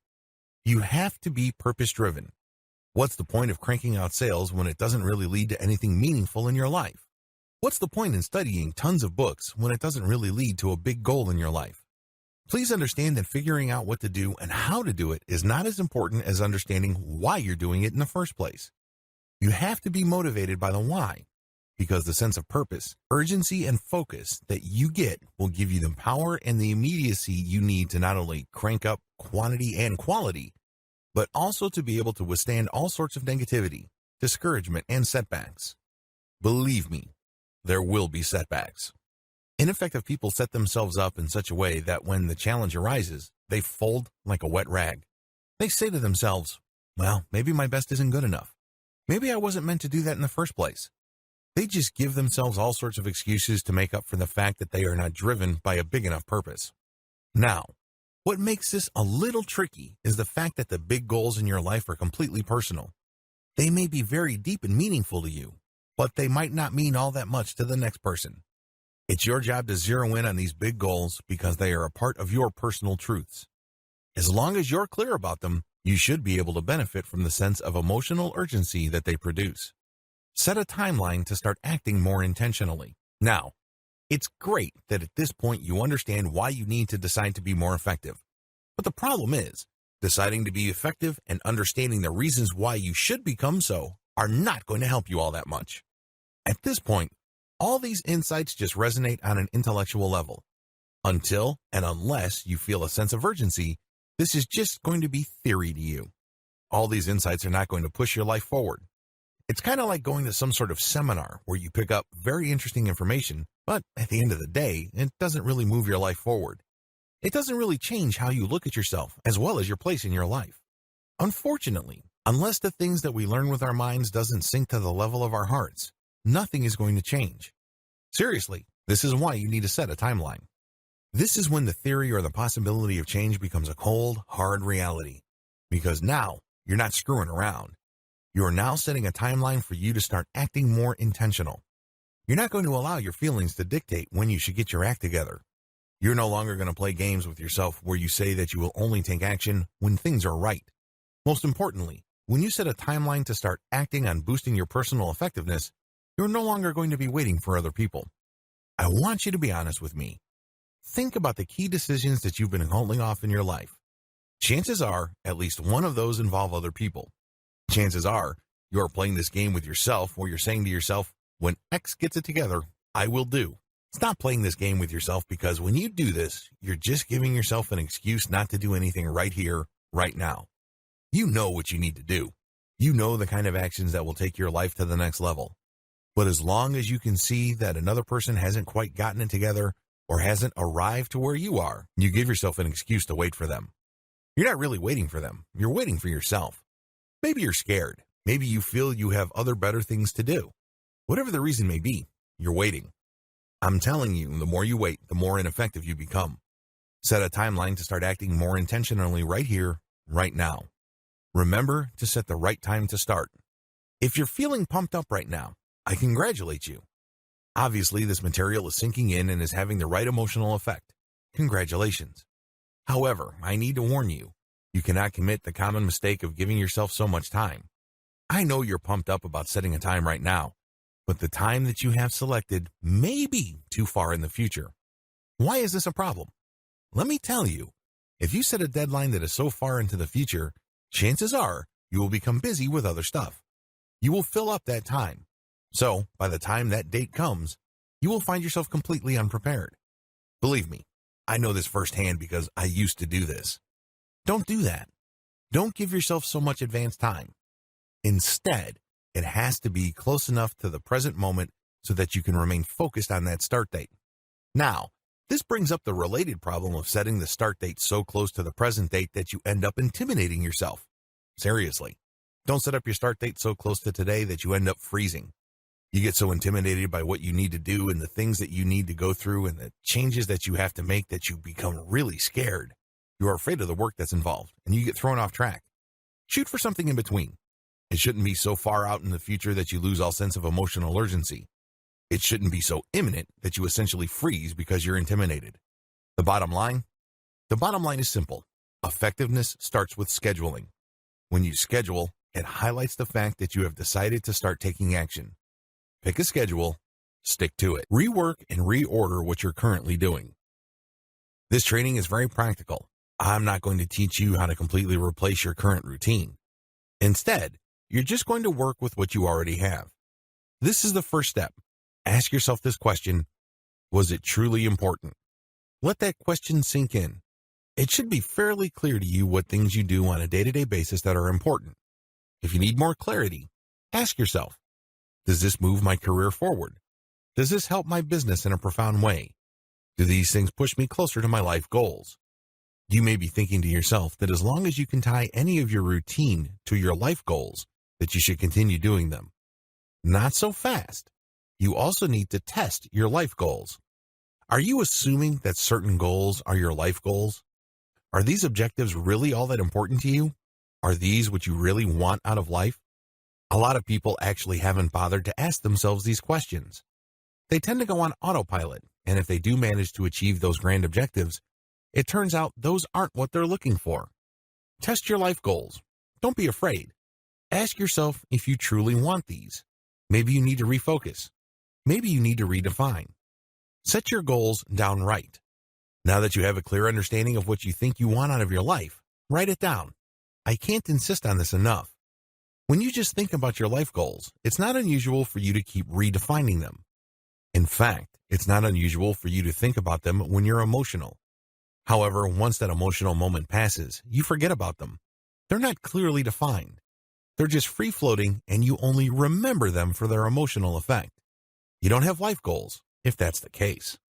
Write them down. You will clearly see if there are holes in your understanding of what you want for your life. Ask yourself the question why over and over again when looking through your goals. Don't be afraid to restate them or change them. Ultimately, when you ask yourself certain why statements, why should I do this? Why should I invest time into this? Why should I sacrifice for this? Why should I dedicate my life to this? On and on. These big goals start to become more and more clear. Once you're happy with the specific statements of your big goals, the next step is to break them down. That's right. Break them down into smaller sub-goals. Let me tell you, there's no such thing as an impossible goal. Seriously, if you break them down into small enough parts and if you have a realistic timeline, there is no such thing as an impossible goal. You can make goals even more probable by simply breaking them down into sub-goals. You can then turn sub-goals into smaller daily to-do tasks. These are the things that you do every day that lead you to achieving sub-goals, which in turn lead to bigger goals, which ultimately help you achieve your life goals. Keep filtering your list until you're crystal clear. Don't write your goals one time and call it a day. It doesn't work that way. Write and rewrite your goals and sub-goals until you're sure. This is a process of discovery. Don't think that you are stuck with these goals in their present form. Just keep writing them and rewriting them until they become clear. Once the details are clear, then you will know whether you are sure or not. However, once you reach that state of certainty, allow yourself to feel recharged. Allow yourself to get a nice boost of inspiration triggered by your sense of purpose. To further help clarify things, break down your daily to-do tasks.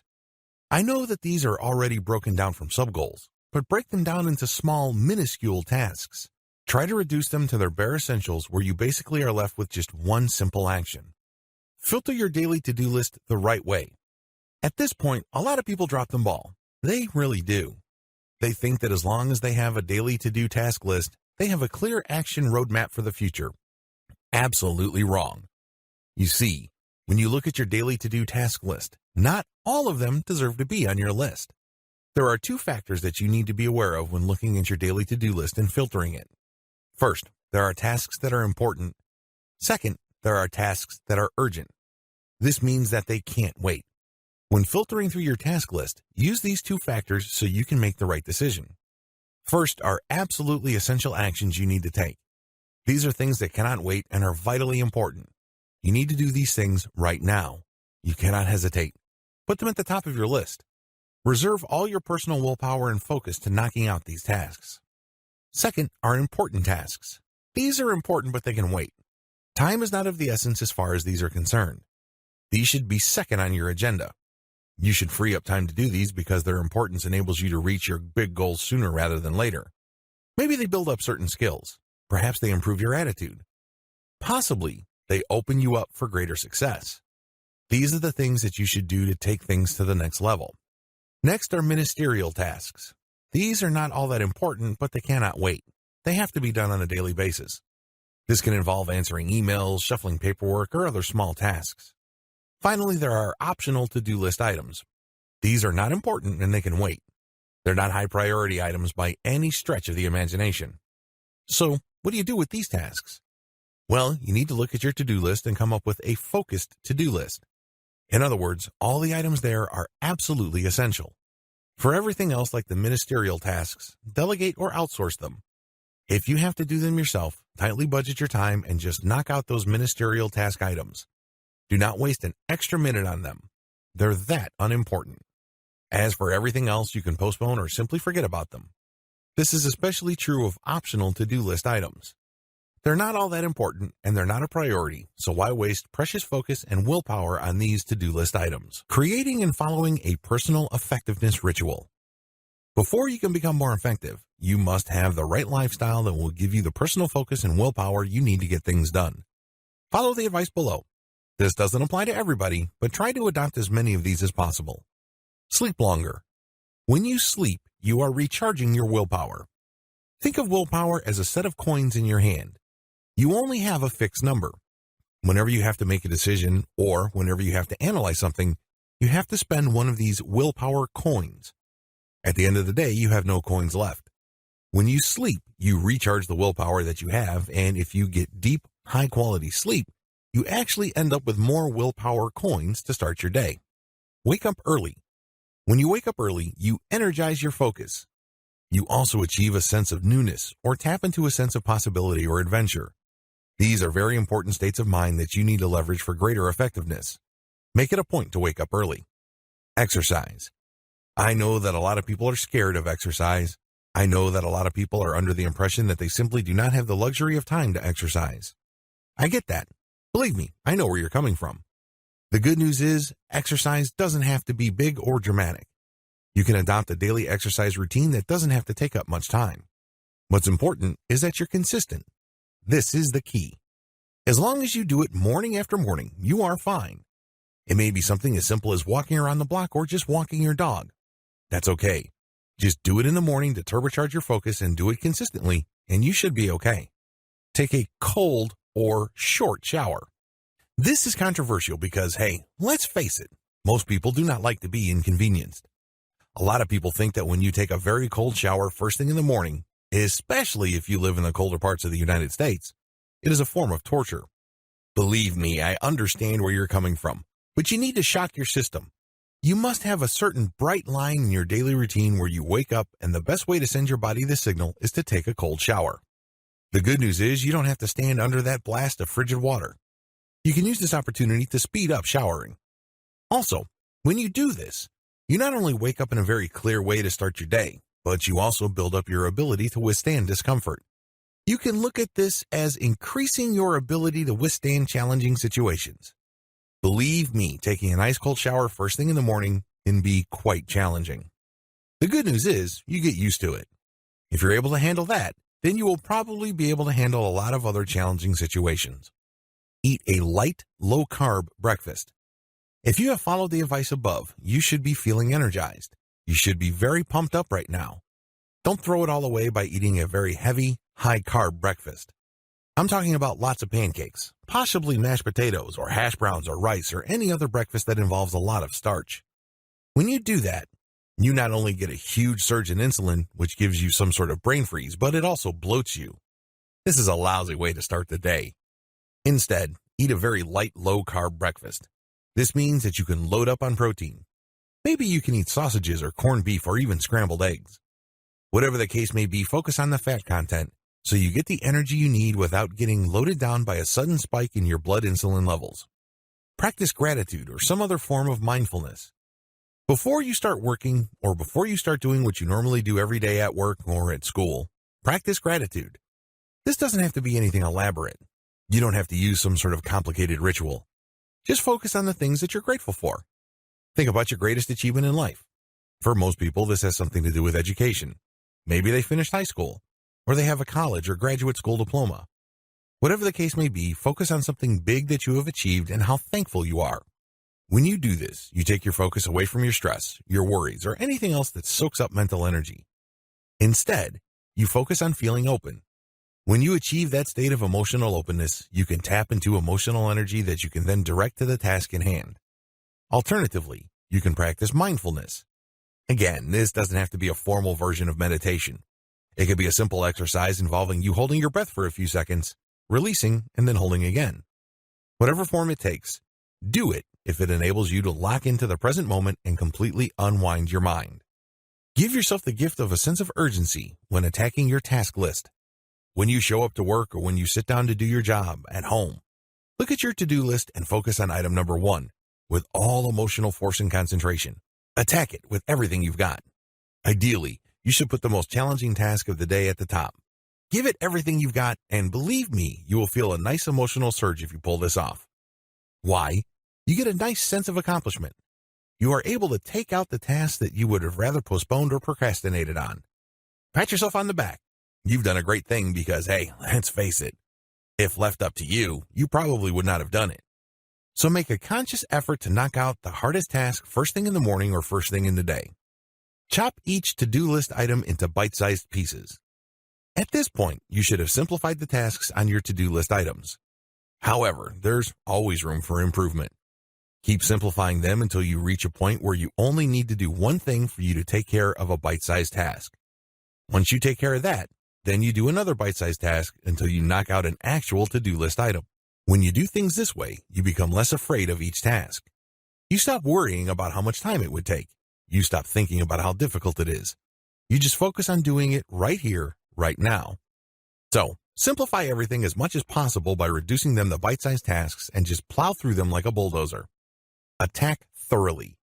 Now that you have everything in bite-sized pieces, like I said, attack them with everything you've got, but don't just blow them out of the water. Don't just get rid of them for the sake of getting rid of them. Instead, be very thorough.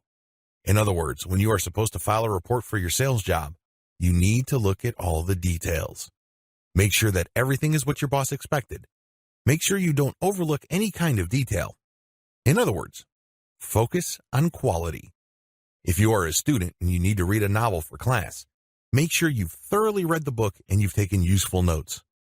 If you are working at a factory, don't just do what's expected of you, but make sure that the output meets the highest quality standards. Attack and be thorough. These go hand in hand. These are not alternatives. Use the power of emotional ownership to get more stuff done. Personal effectiveness is not just about doing stuff. It's also about doing them right and doing more of them. One way to truly take things to the next level is to use emotional ownership. You see, a lot of Americans struggle with their job because, at some level or other, they feel divorced from their work. There's an emotional disconnect between who they are and the things that they do to put food on the table. It's no surprise that a lot of people simply hate their jobs. It's not a shock that a lot of these people are not all that productive. Also, the quality of their work is nothing to write home about. If any of these applies to you, you can turn things around by simply using the power of emotional ownership. Here's how you do it. Decide to truly own the stuff you are working on. When you are assigned a task or a project, understand that it will reflect on you. It's not just a job. It is not some trivial collection of tasks on a piece of paper. Also, you're not just a cog in the machine. I know it may seem basic, it may seem simple. It might even be a task that almost anybody can do. But guess what? It's still important. It's still worth doing to the very best of your ability. It is also imperative that you do more of it. Why? The results you produce with this task reflects on your character. You have to operate at that level. This is no longer a question of doing things to put food on the table. This is no longer a question of punching the clock for 8 hours and then punching out so you can earn a paycheck. This is about personal pride. Let personal pride push your personal effectiveness upward and outward. Ask yourself these questions. What does my work say about me? What does my work reveal about my values? What does my work say about my destiny as a person on this planet? What does my performance at work say about my impact on my world? These are very big questions because most people refuse to ask these questions. They think that their boss is somehow entitled to give them a paycheck every 2 weeks. If you, on the other hand, ask yourself these questions, chances are you will be able to produce more work at a higher level of quality, and guess what will happen? Your boss would be a fool not to promote you. Your boss would be an idiot not to give you leadership positions. Most people struggle with their income precisely because they want to do the very least to avoid getting fired. I'm telling you that's not good enough. That's not going to cut it. You're not performing at a highly effective level if that is your attitude. You have to let your work reflect your personal pride. This is about you. You may be pushing a button at a factory all day, every day, but guess what? You have to be the very best button pusher if you really have pride in yourself. Pride gives you a power of emotional ownership. You know, when people act out of pride, things get real because there is an emotional component there. Use this to work for you instead of against you. I know a lot of people who get into fights because of pride issues. Well, use that same dynamic to work for you. However, this time, the fight is not against other people, but against yourself. It's a fight against laziness, mediocrity, and lack of imagination. It's also a fight against inefficiency. You see, when you accept the idea that whatever you produce is a reflection of your personal pride, you take emotional ownership. This is not just small stuff. These are not trivial tasks that really don't add up to much of anything. Instead, this is a big deal. This is about you, who you are, what you're about, what your values are, and your qualities as a person. If you think along these lines, you will no longer be going through the motions. Instead, you're going to be looking at the actual results that you're doing and will try to line that up with the personal image you have of yourself. Framing things this way mentally enables you to work to produce the highest quality. It also enables you to work to produce more. Pride leads to efficiency. Have you ever been assigned to a work group where you were lucky enough to know somebody who actually took pride in their work? It really is mind-blowing because these people go beyond the call of duty. They look at what they're doing and then they don't just go through the motions. They don't believe in good enough. Instead, they connect the dots and see if they can step things up in terms of output, quality, or both. Also, they look at automation. The most effective people I know always look for existing software to speed up what they're doing. They're not doing this just to save time, mind you. They're doing this to give themselves enough time so they can step up the quality of their work and give them enough resources to automate their jobs even further. Many highly effective people also use their previous work as templates. They then learn from their previous work to constantly increase quality, and this yields greater efficiency. Do you see how this works? This is the mindset that you need to adopt. Unfortunately, if you don't take pride in what you're doing, it's going to be very hard to assume emotional ownership. It's going to be too tempting to just go through the emotions. It's just too tempting to look at what you're doing as something that is really not all that important because, hey, let's face it, you're just another cog in the machine. Well, if you don't take pride in what you do, don't be surprised if your boss doesn't take pride in you. Achieve more by working more purposefully. Oftentimes, it's more important to focus on why you're doing things instead of obsessing about what to do and how to do them. Don't get me wrong, you have to be competent. So you have to know what to do and how to do it and how to follow a certain sequence of actions. However, if you don't have a clear understanding of your purpose, a key ingredient is missing. This is the key ingredient you need to take your results to the next level. This is why you need to follow the steps below. Write and rewrite your grand visions for your life. What do you want out of your life? By this point, you should already have a set of big goals that you have clarified in video 4. In this video, you're going to keep writing and rewriting these grand visions. Be as clear as you can. What's important is that they are vivid in your mind. They have to stand out. They have to trigger an emotional state. What purposes does your vision reveal? When you write down all your visions, you should be able to read between the lines. You should be able to connect the dots. By reading your grand vision, you should be able to see the big picture of your life. What does it reveal about you? What direction does it call you to? What kind of person do you have to be to achieve these? Allow yourself to get pumped up. Allow yourself to get inspired. Work towards those purposes. When you read your grand visions, allow yourself to feel purposeful. Allow yourself to get excited by the fact that you are not just surviving day to day. There's a reason you're still breathing. There is a logic that you're following. All of this leads somewhere. If you are able to get that sense of direction and meaning, allow yourself to feel motivated. Unlike most people who are just simply chasing their tails and going around in circles, you actually have a direction. What's more, every single day is a day closer to your big objectives. You're not just going through the motions. You're not just wasting day after day, seeing one day blur into another. Every challenge you overcome gets you closer. Every solution you come up with gets you closer. Practice purpose-driven problem solving. As you pursue your goals, chances are you probably will hit a rough spot from time to time. This is to be expected. That's how life works. The big difference between winners and losers is that winners are able to snap back up very quickly when they get knocked down by circumstances. They don't wallow in self-pity. They don't waste time looking for other people to blame. They definitely don't look at themselves as victims. As much as possible, when they get knocked down, they spring back up and they try again and again and again.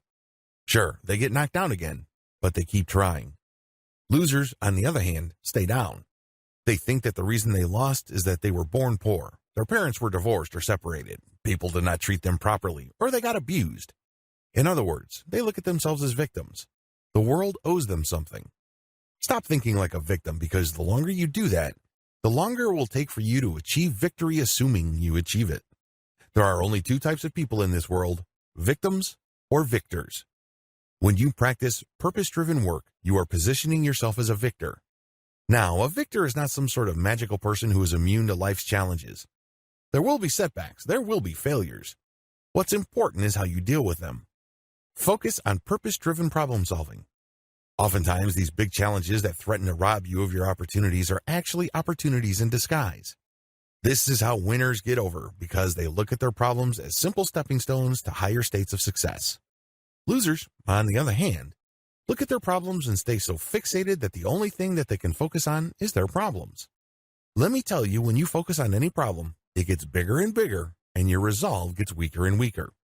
Stop looking at the problem and start focusing on what you can do to solve that problem. Focus on your pride. You're smarter than this. You're more resilient than this. You're more resourceful than this. Most importantly, focus on your purpose, and the challenges fall into perspective. I'm not saying that they become ridiculously easy. I'm not claiming that. What I'm saying is that you now have a better framework and a better emotional state so you can solve these problems. They no longer have to be paralyzing. They no longer have to debilitate you and rob you of your willpower. Challenge yourself daily. On a daily basis, you have to ask yourself a series of questions. More importantly, you have to take action on these questions. You have to answer these and take these actions. Can I produce more? It doesn't matter what kind of job you do. Maybe you're a teacher. Perhaps you're a construction worker. Possibly you're a business person. Ask yourself, can I produce more units? When you ask yourself this question repeatedly, it triggers your internal imagination, resourcefulness, and creativity. Things start to fall into place because you are an evolving learning organism. You learned certain things in the past, and you're able to connect the issues that you have now with the things that you have witnessed or experienced in the past. Eventually, things fall into place. Unfortunately, this is not going to happen if you do not ask yourself this question repeatedly. This dynamic applies to the following questions as well. Can I produce higher quality work? Don't settle for the quality that you're producing now. See if you can step it up. Can I network better? As the old saying goes, two heads are better than one. It's absolutely true, because we're all different. We're all limited, and oftentimes we look at the world in our own limited way. We end up developing tunnel vision. If you network with people who look at whatever puzzles you're struggling with from a completely different perspective, your chances of solving that problem go up tremendously. Network as much as possible. Try to learn from as many people as possible. Sure, they may have a very toxic personality. Some of them may be flat out unpleasant, but try to learn from them anyway. Can I reduce my work time? Look at the amount of time you're putting into your work. Ask yourself if you can dramatically reduce the amount of effort you put into your daily tasks. You can do this through automation. You can do it through software. You can do this through networking, delegation, or outsourcing. Ask yourself if you're doing enough to reduce your work time. Now, you're doing this not because you want to slack off.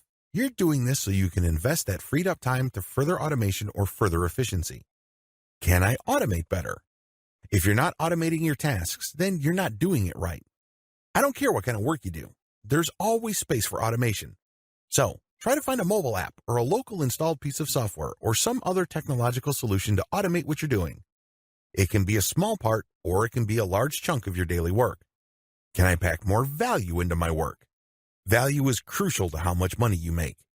Let me tell you, if you're complaining about your salary, it's because the value you produce is fixed at a certain level. If you want your boss to get excited by giving you a pay raise, increase the value of your work. This can take two forms. Either you produce more units, or you increase the quality of each unit you manage to produce. Can I solve more problems? I understand a lot of people don't intentionally look for problems. In fact, if you're a normal person, you would try to stay away from problems as much as possible. Believe me, I understand that. However, if you are looking to maximize your effectiveness, You have to look at problems for what they truly are. They are opportunities to step up your game.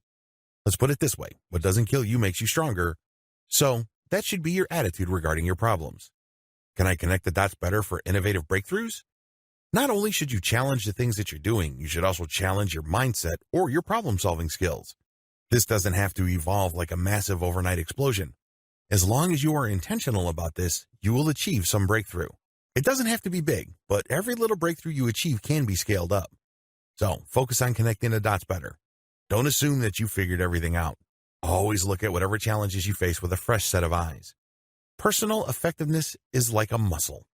Remember, if you want to boost your personal effectiveness, understand that it's no different from going to the gym. When you first hit the gym and your muscles aren't used to the weights, you're going to feel like crap in the morning. However, the more you work out and the more you put pressure on your muscles, the leaner, the stronger, and the more powerful they become. The same applies to your personal effectiveness. For it to grow, it has to be challenged. So put yourself in difficult situations. Don't ignore challenges. You have to put a lot of stress on your ability to solve problems and your ability to function effectively. Otherwise, you're going to stagnate. You're not doing yourself any favors. Document your journey for maximum control.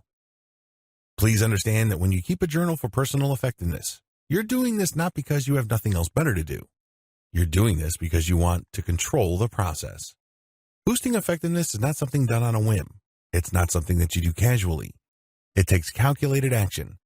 It takes a lot of analysis, and you have to be strategic about it. This is why you have to keep a personal effectiveness journal. Here's how you do it. Track your journey.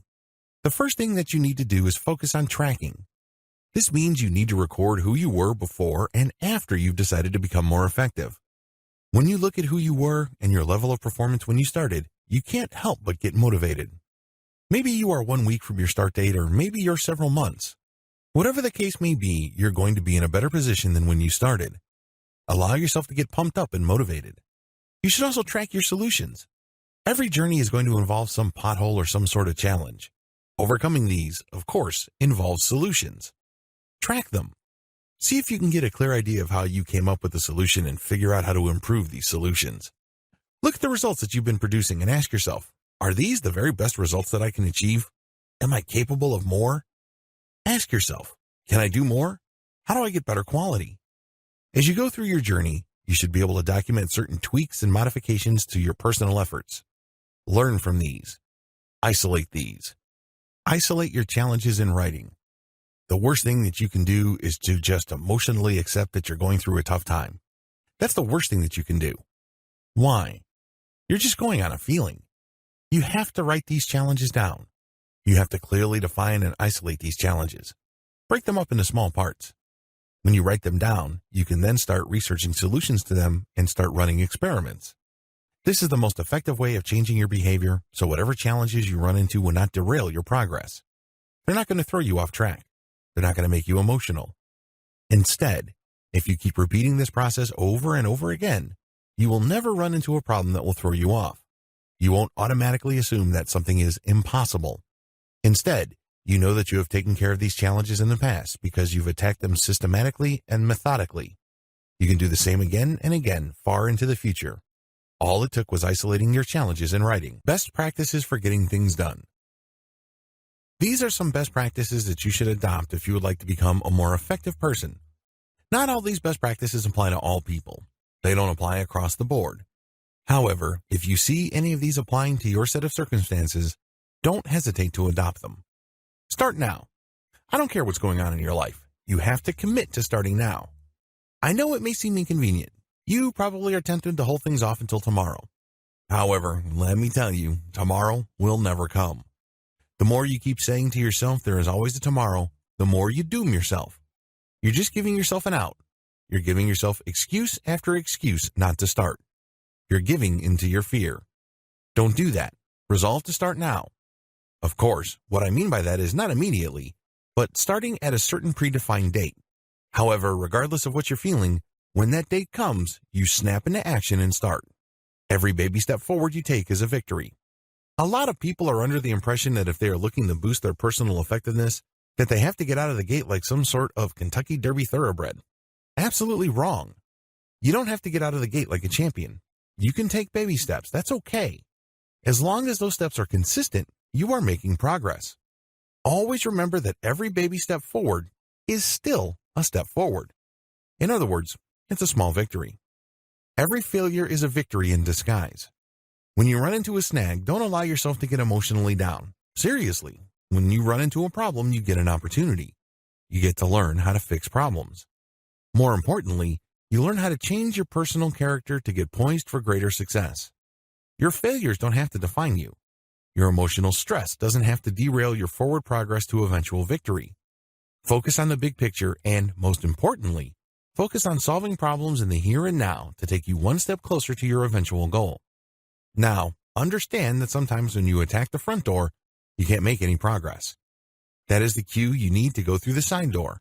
If that is sealed off or is unavailable, try the roof or the basement. Whatever you do, keep trying. Focus on building systems. People who fail are focused on hacks. They're focused on figuring out what to do at the right time and the right place. Now, this is a problem because you're basically just betting that you will get lucky. Oftentimes, luck doesn't appear when you need it. So, focus instead on building a system. It's not terribly sexy, but it's effective. It's all about having the right sequence of tasks that you do so you can tackle whatever comes your way. Get enough sleep. If you really want to give your all to your daily tasks every single day, get enough sleep. When you get enough sleep, you get enough willpower. Willpower is the currency that you pay to achieve things every single day. Improve the quality and length of your sleep so you can have the resources you need to accomplish things that truly count every single day.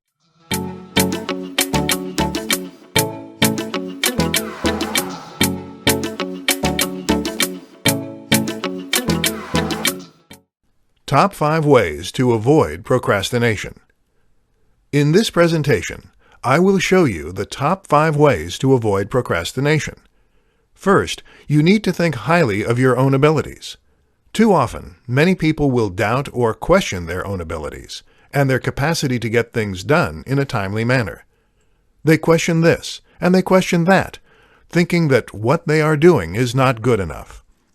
You need to convince yourself that you are knowledgeable in what you are doing, that other people believe in you enough to come to you for doing the task at hand. Therefore, you need to have confidence in your own abilities. This will greatly help to speed up the work you are doing. Second, you need to know that you can get things done quickly and still do quality work. Many people will doubt that they can quickly do something and still do quality work. That's why they procrastinate in getting things done. You need to convince yourself that just because you do something quickly doesn't mean it's low-quality work. You can get things done quickly and do high-quality work. Third, you need to work diligently and focus only on your work. When you are working on a task or project, you need to keep your mind focused on the task at hand and not let your mind wander. Don't think about future steps of the project, or any family issues or problems that may be going on at home. You need to put your mind squarely on the task at hand, and put your best effort and skill into that, and that alone. Fourth, you need to start projects on time, or earlier if possible. Don't be waiting until late in the time period you have to complete a project to get started on it. It does you no good to procrastinate on a project. In fact, procrastination will likely lead to a decline in your work quality because you will have to rush your work to meet the deadline, where it's likelier mistakes and errors will show up in your work. Fifth, challenge yourself to get things done as quickly as possible. In fact, make it into a type of game. See how quickly you can get things done while still producing high-quality work. By turning it into a game or challenge for yourself, you will likely surprise yourself by how quickly you can produce high-quality work. You now know the top 5 ways to avoid procrastination. The 5 secrets of getting things done promptly. In this tutorial, I will teach you the 5 secrets of how to get things done promptly. First, start your project early, either on the first day of the project period or even earlier if possible. Many people get into trouble because they procrastinate, and wait beyond the first day to get started. This often leads to poorer quality work and frayed nerves because many people tend to wait and not get off to a good start. Start promptly. Second, you need to work diligently each day. Don't think you can take it easy if you get off to a good start. You need to focus and put as much effort into each day's work in order to do your highest quality work in the least amount of time possible. Third, you need to focus on the task at hand, and only on the task at hand. Don't think about a step later in the project, including some potential problem or issue that may occur later in the project. Also, don't think about any family problems or issues, or anything not related to the project either. You need to keep your mind focused on the task at hand to do your best work in the least amount of time possible. Fourth, you need to take regular breaks in order to keep your mind sharp and focused. Virtually no one can work non-stop for hours at a time. This is why you need to take regular breaks here and there. Many experts suggest working 45 to 50 minutes of an hour and taking a 10-minute break each hour. Being able to take regular breaks is another key reason why you need to start each project on time or earlier, and work diligently throughout the project so you can afford to take the breaks you need to keep your mind sharp and focused without completing your project later than expected. Fifth, think about the rewards you will receive and the feelings you will have once the project is completed.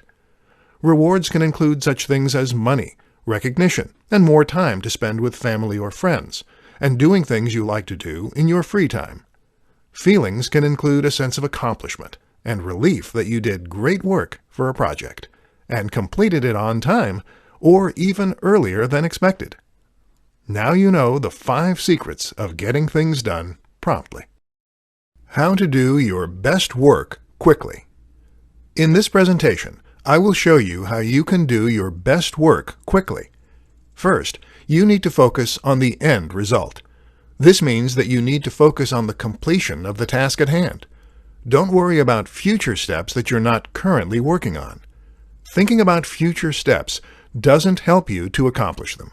Plus, it takes away your focus from doing your best work in completing the current steps now. Focusing on the end result also means keeping your mind on the current task and not on problems at home or leisurely activities you'd like to be doing. Again, you will not be as focused to do your best work in the shortest amount of time possible, leading to more mistakes and taking longer to complete the task than is needed. Second, don't worry about being perfect with the task you are doing. Too many people start thinking that they have to be perfect with their work, which slows them down and leads to tasks taking longer to complete than what is actually needed to accomplish them at a high level. You want to do good work, but you also want to be efficient, as most bosses and clients want good work, but they want you to be timely as well. If you do great work, but it takes forever for you to accomplish that great work, people will likely not hire you because they value efficiency as well as performance, especially in a day and age when speed greatly matters. Most people don't like waiting around for information when they can access that information in the blink of an eye on their smartphones. They won't tolerate taking a long time to receive work that is only marginally better at best than good work that is done quicker. Third, focus on getting the work done as best as you can first, then go back and revise as needed. Too many people try to write content and edit it at the same time, often leading them to lose their train of thought and take longer to create great content. If you worry about getting the content down first, then revising it later as needed, you'll be less likely to lose your thought process and more likely to complete great work in less time. Now you know how to do your best work quickly. How to remain happy even when busy with work. In this tutorial, you will learn how to remain happy even when busy with work. First, you must stay calm throughout the project you are working on. You should never panic and worry about how things will turn out. Worrying about something doesn't mean you're doing anything.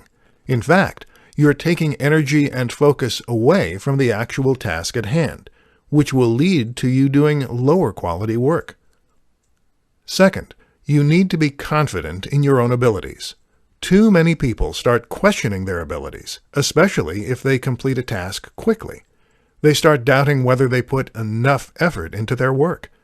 As a result, they'll start slowing themselves down on purpose, thinking they're doing higher quality work because they're taking their time to do it, when this is not the case. Being confident in your own abilities will ensure that you are doing high quality work in the shortest amount of time possible. Third, think of how you will feel and the rewards you will get once you have finished the project or task at hand. You will feel a sense of relief and satisfaction once you have completed that project or task, which is all the more reason why you want to complete it as well and as quickly as possible. In addition, you will be able to spend your time with people you want to spend time with, such as family and/or friends, and doing things you want to be doing, such as leisurely activities, once you have the project or task completed, which should reinforce your desire to complete it as well and as quickly as possible. Fourth, you should take regular breaks and not overwork yourself to exhaustion. People get flustered and even angry when they have to rush through something or have to work continuously in order to meet deadlines. They are not able to take their time and pace themselves through a project when they have to rush through it or work non-stop until they have it completed.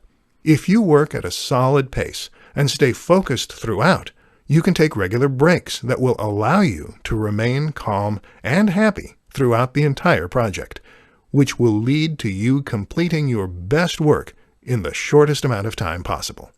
Now you know how to remain happy even when you are busy with work. Top 3 ways to keep pressure from getting to you. In this presentation, you will learn of the top 3 ways to keep pressure from getting to you. First, you want to start projects on time, or even earlier if possible. Many people will not start promptly on projects. As a result, they have to rush their work in order to get themselves back on schedule, which results in added pressure. By starting the project on time, or even earlier, they can avoid having to rush and the added pressure that goes along with it. Second, you need to work diligently throughout the project, only focusing on the task that you are currently working on. Many people will divert their attention between what they are currently working on and what lies ahead. While considering potential problems and preparing ahead of time can be helpful, too many people will let themselves get distracted by potential problems that may be encountered at later stages, preventing them from focusing on the current task and completing it as well as possible in the shortest amount of time possible. In addition, many people will allow their minds to wander while working on a current task, including thinking about family or friends, and thinking about what they want to do when they get home, or what they want to do this weekend. This also takes away one's focus from completing the current task as well as possible in the shortest amount of time possible. It is vital to focus all of your energy on completing the current task in order to get it done well in the shortest amount of time possible. Third, you need to stay on top of things and do the best work you can. You need to pay attention to how much time you have to complete a project and not devote too much time to any one particular task. The project itself will not turn out as well if you devote too much time to one task and take away time from another task, either resulting in you doing poor work or taking more time than is expected or allowed. Do the best work you can in a set amount of time for each stage of the project. Then, move on to the next stage of the project. Now you know the top 3 ways to keep pressure from getting to you. The 5 secrets of why you procrastinate. In this tutorial, you will learn the 5 secrets of why you procrastinate. First, you doubt your own abilities of doing the project well. Many people will question their abilities of doing a project or task well, especially if they do that project or task quickly. They think they have to slow down to ensure that the highest quality work is done. But this is simply not the case. You can complete high-quality work quickly if you believe in your own abilities to do high-quality work quickly. Second, There is not enough challenge or interest in the work you are doing. As a result, you procrastinate and take forever to do the work that can be done much quicker. If your mind continues to wander toward other things while working, such as what you will do when you get home after work, or what you will do this weekend, chances are high that the work is not offering enough challenge or interest to keep your mind focused on it. Third, some other matter or subject is diverting your attention away from your work. It could be a matter or a situation involving your family or relationship, a sick relative or friend, a bill that is about to be due, or something of this nature. This can cause your mind to not be focused on your work, which is critical for you to do your best quality work in the shortest amount of time possible. Fourth, you like the pressure of everything piling up on you at once. You may be the type of person that likes the thrill or pressure of everything coming at you at once, which is why you procrastinate in getting your work completed in a timely fashion. When time runs short and you still have much left to do, you feel more excited and/or more focused on completing the work. The main problem with this is you have to rush to complete the work in the time allotted, which can detract from the quality of work you do. Fifth, you feel that you should put your maximum or only effort into your work and nothing else in your life. You may be the type of person who feels that everything should go into your work, but not into your personal life, relationships, relaxation, and other activities. As a result, you slow down and meticulously put everything into the project you're working on. While you may achieve high-quality work in the time allotted for a project, you're depriving yourself of other achievements and goals in your life, and it would be possible to achieve them if you sped up your work, which could still be done at a high, acceptable rate of quality. Now you know the 5 secrets of why you procrastinate.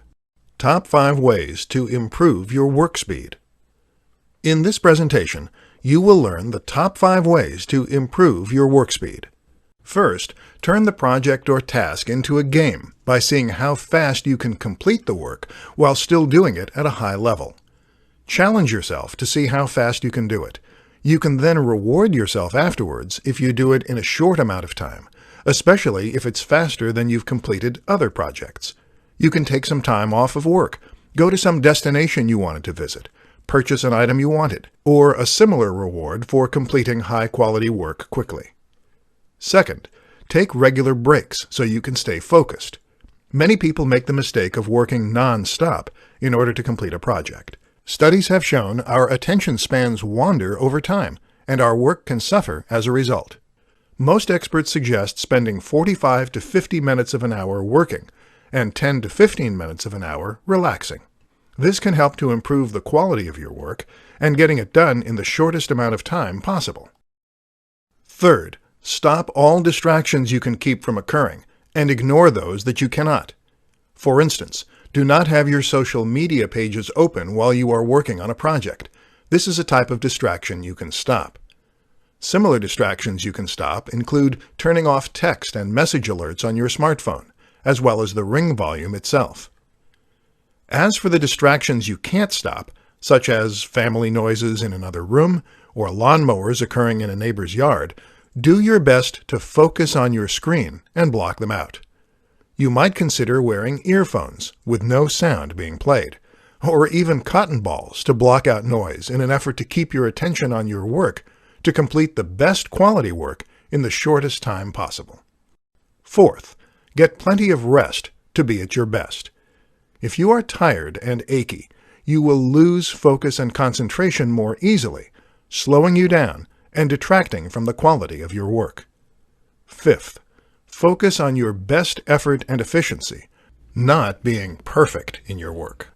Those who try to attain perfection will slow themselves down in order to achieve it, which will ruin your work speed and force you to have to rush through other aspects of a project, detracting from your work quality.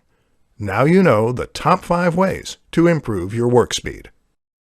4 questions to ask to know if you need a new occupation to be happy. In this tutorial, you will learn of the 4 questions you need to ask yourself in order to know whether you need a new occupation to be happy or not. First, do you get distracted easily while you work? If you do, This could be a sign that you need another line of work in order to remain focused and be happy. You may be getting distracted because this line of work doesn't hold the same level of interest and intrigue it once did. Second, do you lose interest and let your mind wander? If you're constantly losing focus on the task at hand, you may have lost interest in this line of work and need a new occupation to have sufficient interest to do your best work in a timely manner.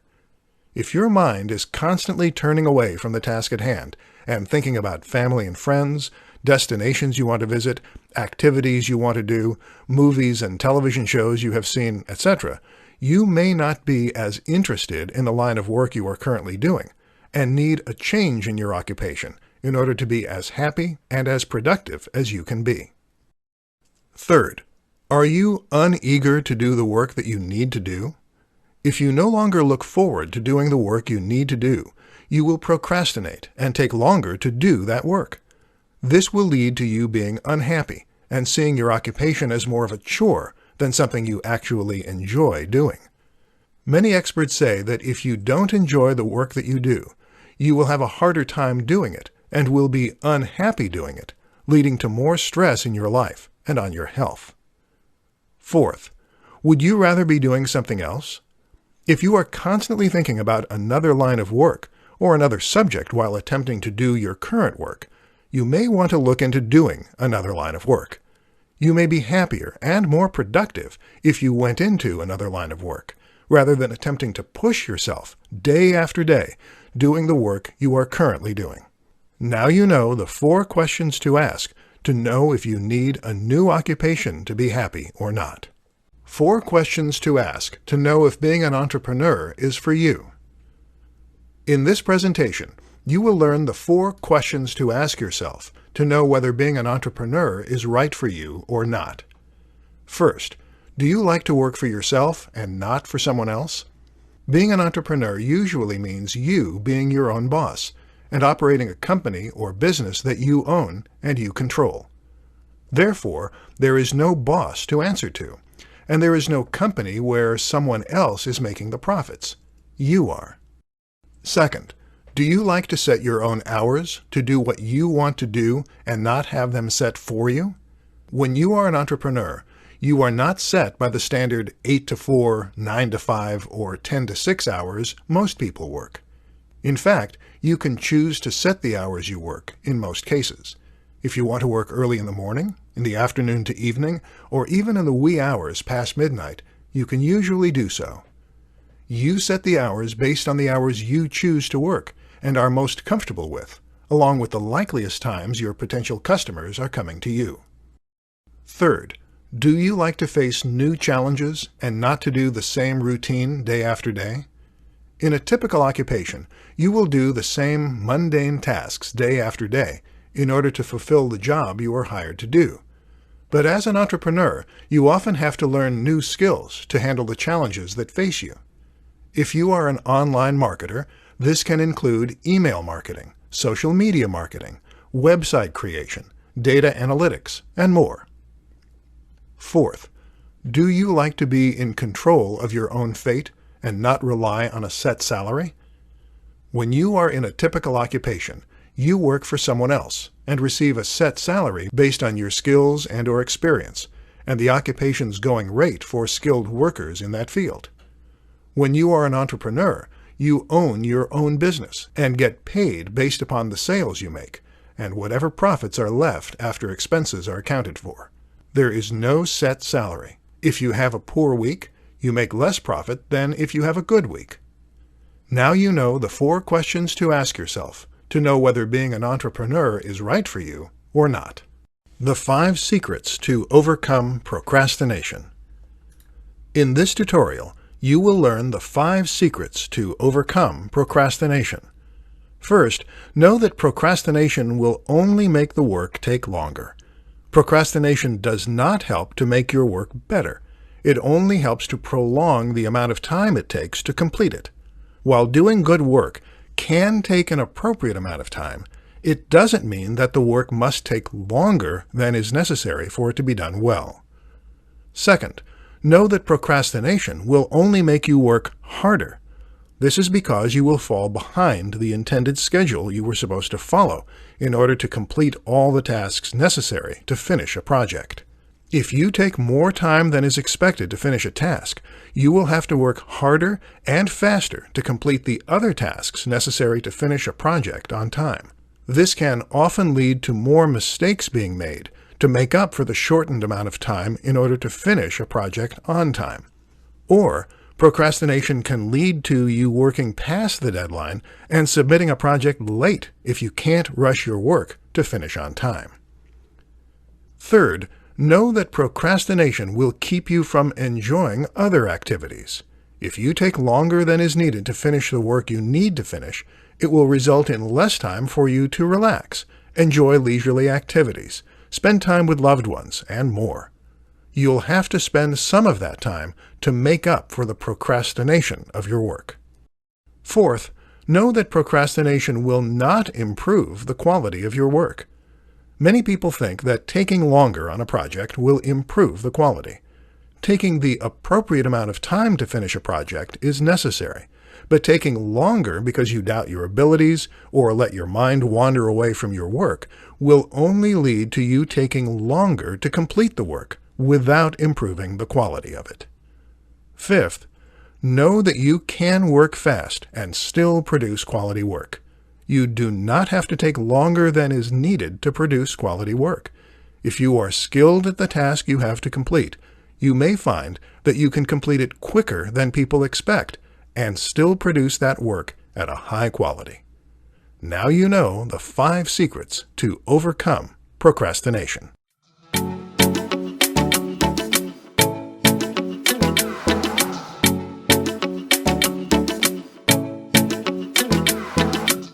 Stay focused. Focus is powerful. By being very specific about what you desire, you'll be able to write in specifics. By writing in specifics, you'll be able to write in more detail and will discover more about yourself and your desires. With such strong words, you'll feel intrinsic motivation. This means that your action will be more powerful since it's coming directly from you. So, get out your journal and write about your desires in the most specific terms possible. There's no such thing as being too specific when it comes to getting what you want. Visualize. When you're writing, try to focus on what you want to experience rather than the accomplishment or the material thing itself. Now, let's say, for example, you desire a Lamborghini. Visualize how you'll feel in the car, how it will feel to drive it along the interstate, and so on. Picturing those things and writing about them will be much more motivating than just picturing how it will look in your garage. 3 ways negative thinking stops you from achieving your full potential. Is negative thinking bad for your brain? Scientists seem to think that it is. Researchers at King's College London found that repetitive negative thinking may increase your risk for Alzheimer's disease. Remember, at this time, there's no cure for Alzheimer's, so this deserves your attention. The study found that a habit of prolonged negative thinking diminishes your brain's ability to think, reason, and form memories, essentially draining your brain's resources. Another study, reported in the Journal of the American Academy of Neurology, found that cynical thinking also produces a greater dementia risk. When you change your thinking, your life changes. Remember, brains get good at what they do. Negative thoughts create channels in your brain. This way of thinking can become your default. If you do a lot of negative thinking, you wire your brain to be good at producing negative thoughts. Your brain also gets good at seeing things to think negatively about. One of the many byproducts of negative thinking is stress, which then leads to more negative thinking. Here's a suggestion. When negative thoughts come, and they will, don't just ignore them. Instead, pay attention. Stop what you're doing. Close your eyes if you need to. Replace the negative thought with a positive thought. Hold the positive thought in your brain for a full minute or more. When you do this, neuroplasticity, the brain's ability to reorganize itself by forming new neural connections, starts to work in your favor. The two keys are attention density.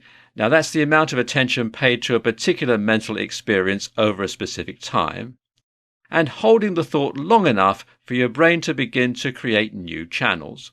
You become a sculptor of your own brain. How cool is that?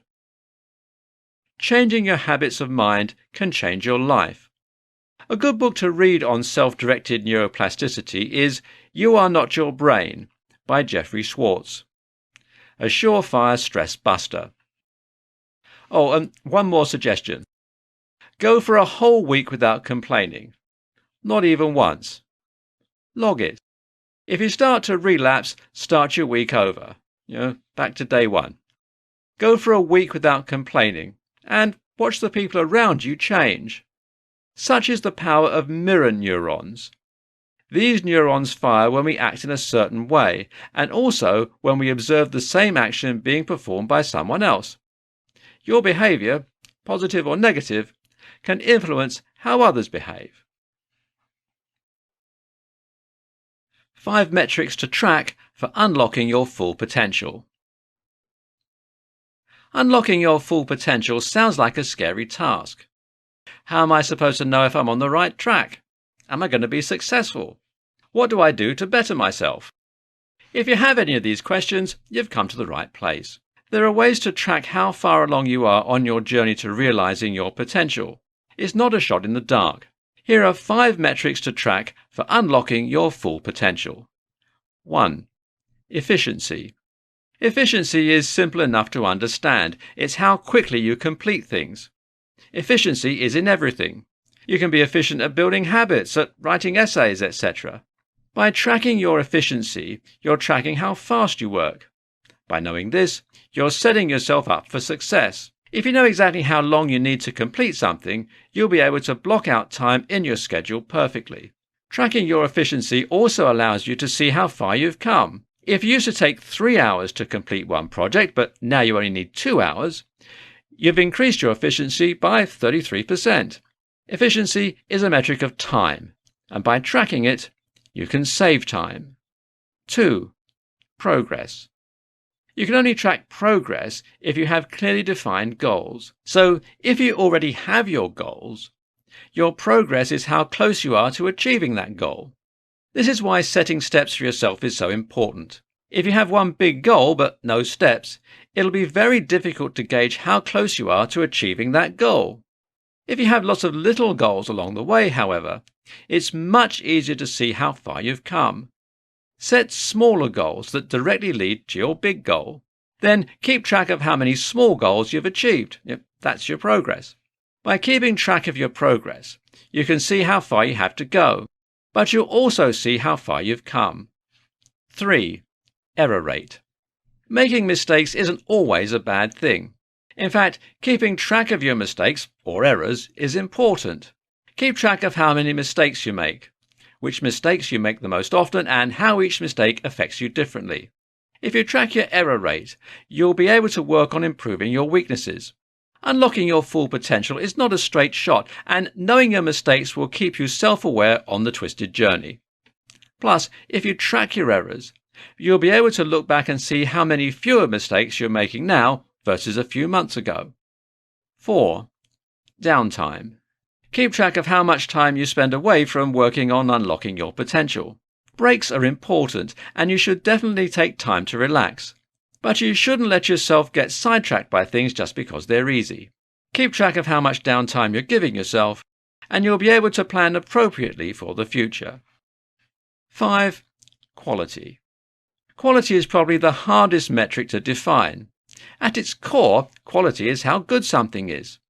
If you're working on an object, the quality is how long that object lasts. If you're working with food, the quality is how it tastes and how good it is for you. To track quality, determine what quality means for you. Over time, you'll see your quality get better and better. Attracting your desires through journaling. Have you ever heard the saying, "Sticks and stones can break my bones, but words can never hurt me"?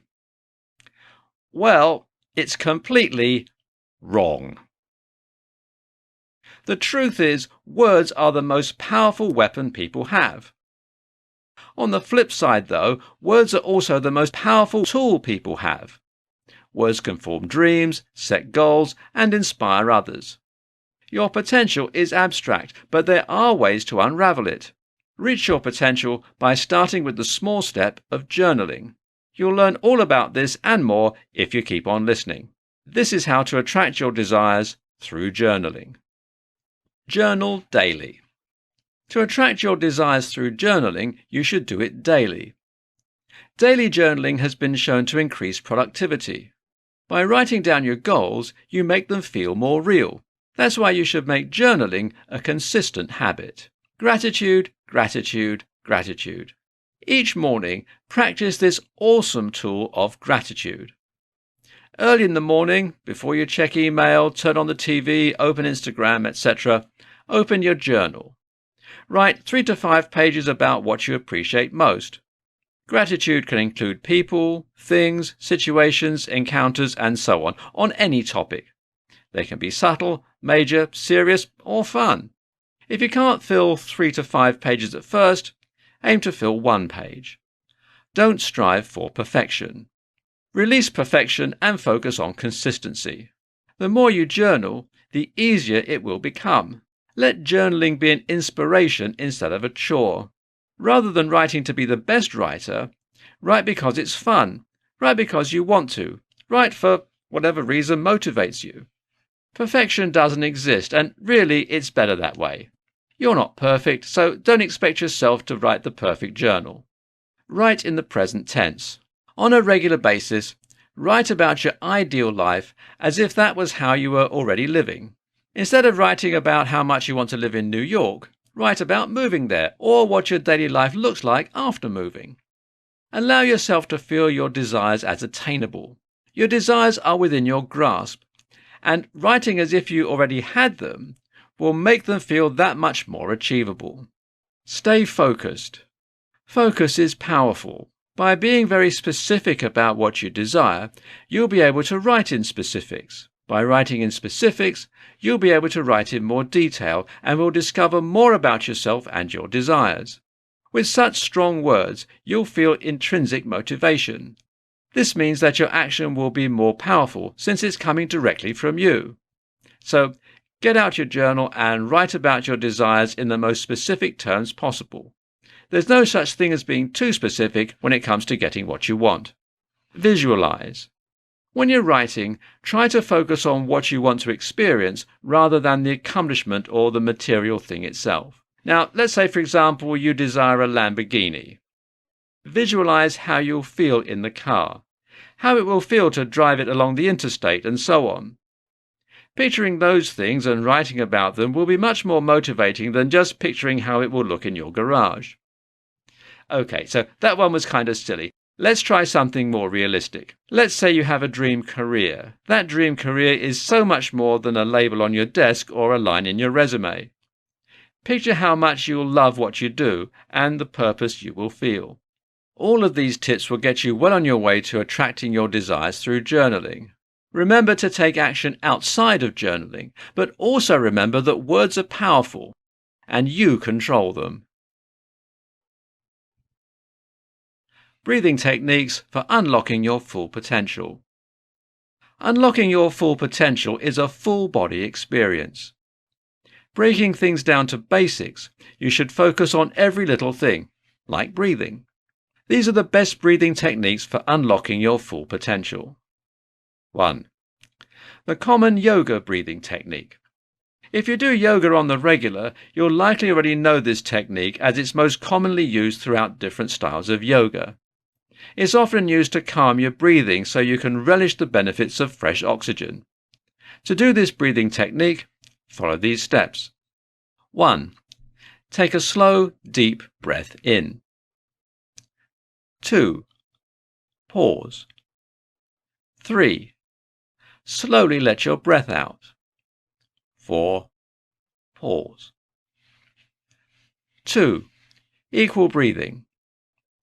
A breathing technique that's certain to help calm the mind, body and soul is called equal breathing. It's perfect for reducing stress, calming your nerves and increasing focus, and can be done anywhere and at any time. Here are the steps for this breathing technique. 1. Take a slow inhale through your nose for a count of 4. 2. Slowly exhale through your nose for a count of 4. 3. Count for 4. A common breathing technique for meditation is simply to count to 4, then count backwards from 4, all timed with your breath. You can also use different numbers depending on your preferences, but as you'll see, a count of 4 seems to be the common denominator. Here are the steps. Breathe in. Count 1. Breathe out. Count 2. Breathe in. Count 3. Breathe out. Count 4. Breathe in. Count 3. Breathe out. Count 2. Breathe in. Count 1. Breathe out. Count 2. Then repeat. 4. Abdominal breathing. Abdominal breathing is one of the easiest breathing techniques, so it's commonly recommended for beginners starting to meditate. However, it works for everyone and can be used in and outside of meditation. As it's a powerful way to reduce stress at any given time, it also only takes a couple of minutes to do, making it perfect for any type of situation where you need to recollect yourself. Here are the steps to follow. 1. Place one hand on your chest. 2. Place the other hand on your stomach. 3. Take a deep breath in through the nose. 4. Feel your hand on your stomach move as you inflate your diaphragm with air. 5. Slowly release your breath. 5. The stimulating breath. The stimulating breath is also called the bellows breath, and it's great for increasing alertness and energy. It can take some practice to perfect, but once you do, you'll feel invigorated and will become completely addicted to the way it makes you feel. Here are the steps. 1. Quickly inhale and exhale through your nose, as short as possible, ensuring the duration is equal for both. 2. Aim to get 3 inhales and exhales per second. 3. Continue for 5 seconds. 4. Slowly increase your time throughout your practice until you reach 1 full minute. 6. Alternate nostril breathing. Another common breathing technique used during meditation and yoga is the alternate nostril breathing, and yes, is exactly what it sounds like. Doing this technique allows you to re-energize your mind, body, and spirit. Here are the steps. 1. Plug your right nostril with your right thumb. 2. Take a deep breath through the left nostril. 3. Remove your thumb from the right nostril and plug your left nostril with your ring finger. 4. Slowly exhale. 5. Repeat. 7. The 4-7-8 count. The 4-7-8 count, also known as the relaxing breath technique, is one of the easiest to do, and as a bonus, the benefits are exponential. This exercise can quickly calm the nervous system, so much so that it can feel like your nerves have been tranquilized. So it's amazing for anyone looking to calm their mind or who suffers from anxiety or sleep insomnia. Here's how you do it. 1. Rest the lip of your tongue at the top back of your teeth. 2. Let out a deep exhale along with a big sigh or a whooshing sound. 3. Close your mouth and slowly inhale through your nose for a count of 4. 4. Hold your breath for a count of 7. 5. Exhale deeply and completely for a count of 8, being sure to let out a big sigh or whooshing sound. 6. Repeat. And finally, number 8, the skull shining breath. This breathing technique is a great way to shake off negative energy and warm up your mind, body, and spirit. It can be used in the morning, prior to an exam, before your next yoga class, or during meditation. Here's how you do it. 1. Take a long, slow breath in. 2. Quickly let out a powerful exhale from your diaphragm. 3. Repeat.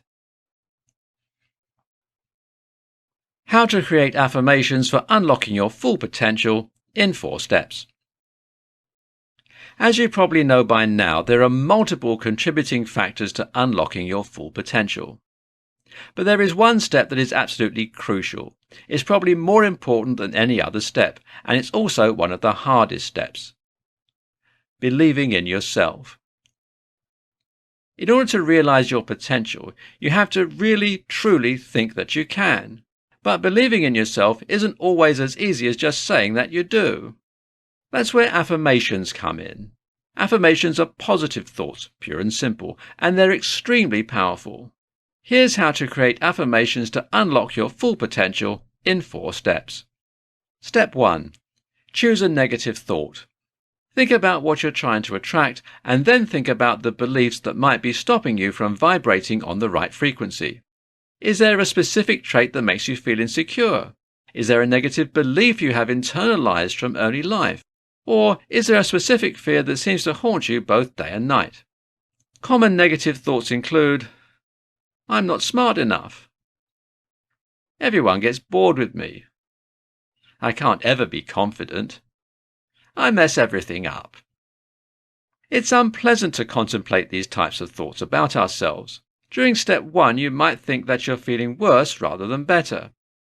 Rest assured that this is just a brief, necessary evil when designing affirmations, and at the end, the reward of greater confidence and a more positive self-image is well worth this arduousness.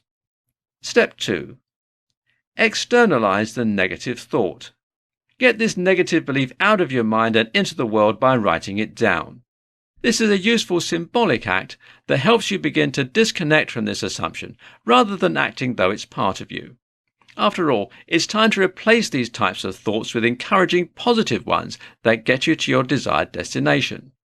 For some people, it's cathartic to ritualize the disposal of the negative thought once the affirmation has been designed. Whether you burn it, tear it up, throw it away, or scribble it out, this approach can make your rejection of that limiting belief just a bit more concrete. Step 3. Find the opposite. Essentially, the opposite of the above negative belief is the thing that you want to make the center of your affirmation. Now, it may feel odd at first, as it's not easy for you to accept. However, that's actually a sign that you're on the right track. Think carefully here. You might be tempted, for example, to replace the negative thought, I am ugly, with I'm not ugly. But it's much more effective to choose a stronger statement, such as, I am beautiful. Stay away from words with any negative association at all. This could include can't, won't, don't, etc. The more positive the language, the better the affirmation. If you're really struggling to connect with the message of your affirmation, try to find ways to soften the statement just a little, at least when you're starting out. For example, you might begin the affirmation, I'm open to the idea that, or I'm willing to start believing that, and after a few days or weeks, you can take this softer language away and use the more concrete form. Step 4. Commit to repetition.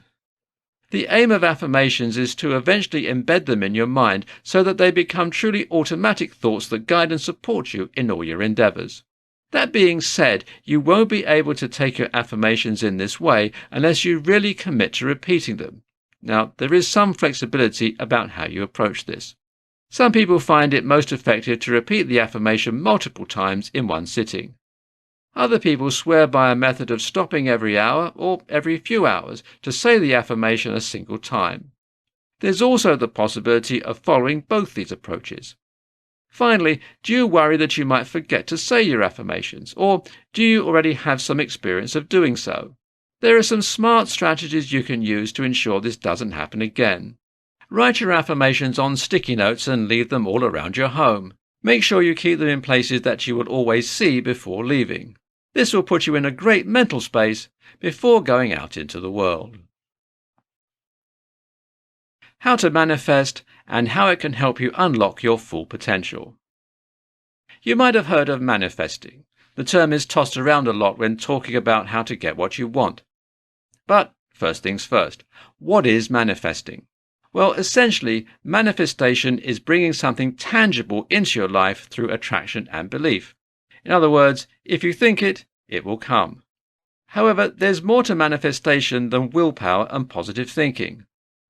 Even though manifesting is about turning your dreams into reality, it does require you to take proactive steps towards your desire. You shouldn't expect it to happen instantly or overnight while you sleep. That said, it's a small price to pay for something that can have such a profound impact on your life. Here's how to manifest and how it can help you unlock your full potential. 1. Be clear about your goals. First, and perhaps most importantly, you need to know exactly what you want. You are the only one who dreams your dreams after all. Once you're set on what you'd like to manifest, ask for what you want. Write it down on paper. Now you've pinpointed exactly what your hopes, dreams and goals are, what's next? 2. Ask the universe. You need to ask the universe for what you want. This can be done in a variety of ways. Prayer, meditation, visualization, speaking your intentions out loud, or a vision board, which is a container full of pictures of items you want to manifest. No matter what you do, be specific and ask for exactly what you want. 3. Gratitude. In order to manifest, you need to be continuously grateful for all that you have. To do this, consider creating a gratitude journal. Before bed, spend 5 to 10 minutes writing down a few things for which you're grateful. You should also journal about specific things that are moving closer to your desire. For example, maybe you want to save enough money for retirement and you receive a call from your cable provider about a way to lower your monthly bills. Well, that's something to be grateful for. 4. Let go of resistance and limiting beliefs. In addition to changing your mindset and behaviors, you'll need to remove any obstacles or limiting beliefs which could interfere with manifesting. This includes fear and negative self-talk. So many people have a constant track playing in their head that tells them they're not good, worthy, or smart enough. Awareness of this track is the first step to fixing it. Identify the things that are hindering you and your manifestation, both mental and concrete. Stop believing in their power to hold you back. Instead, put more thoughts into beliefs and actions towards your desire. 5. Energy is everything. Manifestation relies on positivity. If you're thinking about how unfair it is that you don't have what you want, you're putting that energy out into the universe, so it's no surprise that you're going to linger in that world of anger. The energy you put out is often the energy you will receive. Identify the kind of energy you are feeling.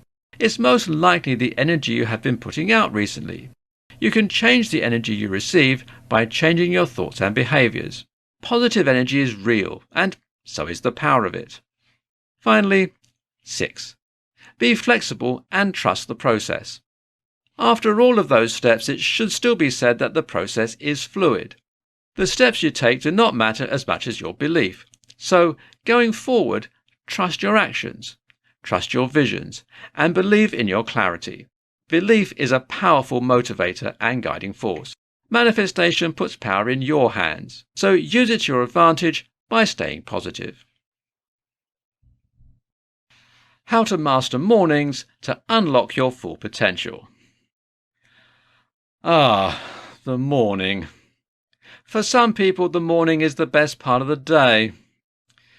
For most people, though, mornings aren't just the worst part of the day, they're downright dreaded. Have no fear, though. Mornings do not always have to be a terrible part of your day. In fact, you can use the morning to unlock more potential than you ever thought you had. You've probably heard the phrase, breakfast is the most important meal of the day. Well, that sentiment applies to a lot more than eggs and orange juice. By changing some of your habits, you can make each morning a great start. Here's how to master mornings to unlock your full potential. Step 1. Have a routine. Habits are important, especially when they can set the course for the rest of your day. Whatever you do in the morning, make sure it's consistent. Whether it's having a glass of water before you get out of bed or opening your blinds to let the morning sunshine in, You should have a morning routine and you should stick to it. Here are some of the best things to include in your morning routine. Drinking a glass of water. Hydration is key to kicking off your day. Just drinking 8 ounces of water can improve your mood, boost your energy, and make sure the rest of your day is upward bound. Open your blinds. Let the sunshine in, or listen to the rain against your window. Either way, connecting to the outside world is one of the best ways to start your day. Talk to someone, or cuddle your pets. People are social. Just because you're tired doesn't mean you should be alone. If you have a pet to snuggle, you'll get some wonderful morning affection. Step 2. Make your bed. I know, no one likes being told to make their bed. But the good news about being grown up is that no one is telling you what to do in the morning.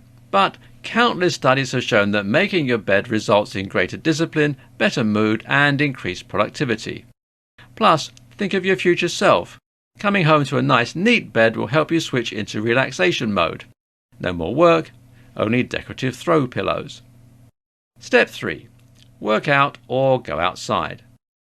Now, you don't have to be that guy at the gym at 5 in the morning or go running before it's lights out. Just step outside for a breath of fresh air. There's nothing like hearing the birds chirp, so go ahead, listen to the song of nature. If you do feel up to it, working out in the morning is one of the best times to work out. If you work out early, you'll have more energy later in the day and sleep better. It's a win-win.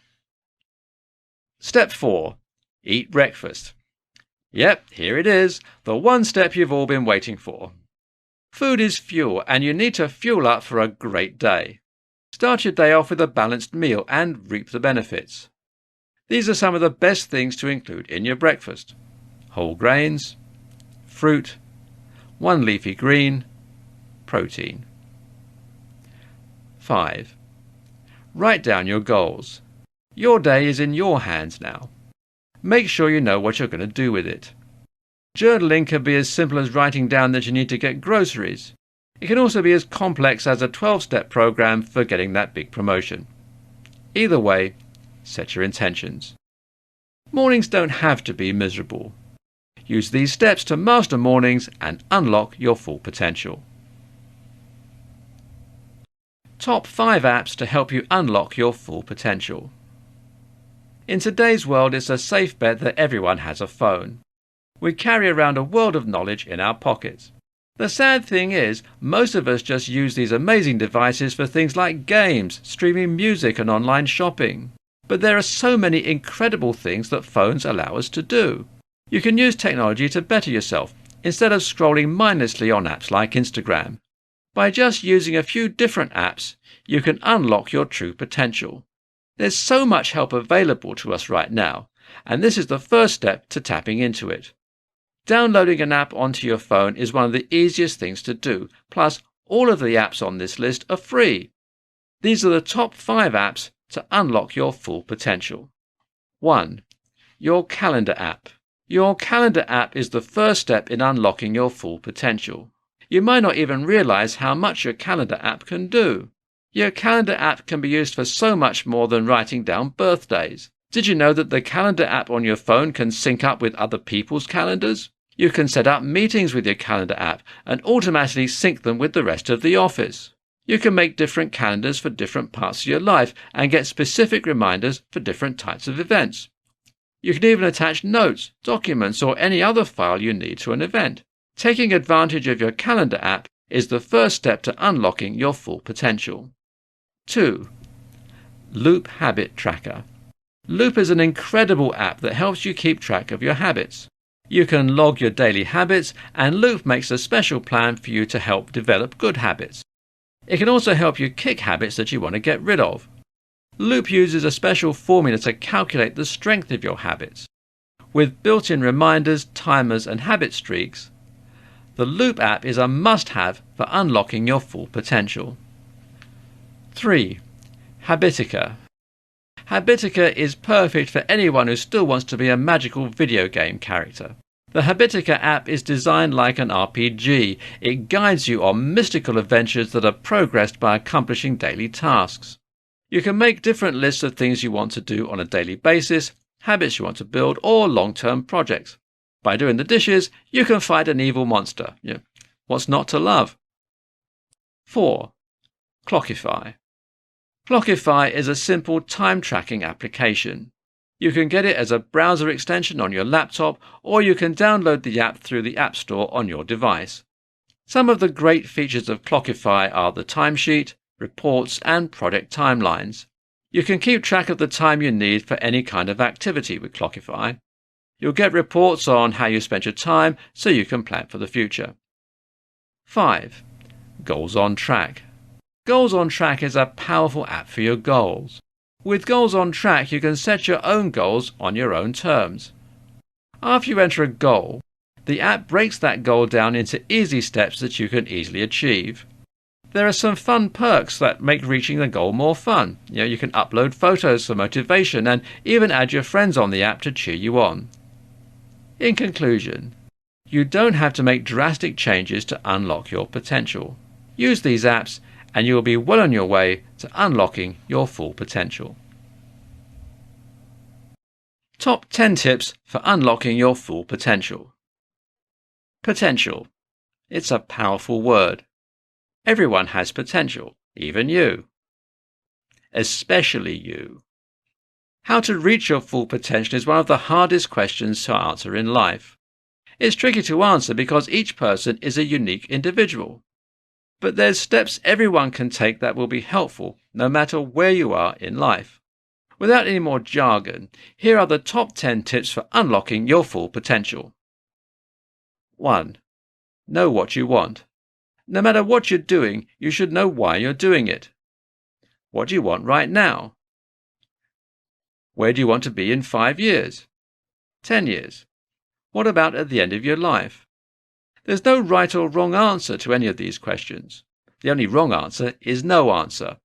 Know what you want and stay focused on that. 2. Answer the big questions. There are some tough questions you should answer about yourself before embarking on your journey to unlock your full potential. What would you do if money wasn't an issue? What are your core personal values? What makes you happy? What does success mean to you? Answer these and you'll have a much clearer idea of what you want. 3. Set goals.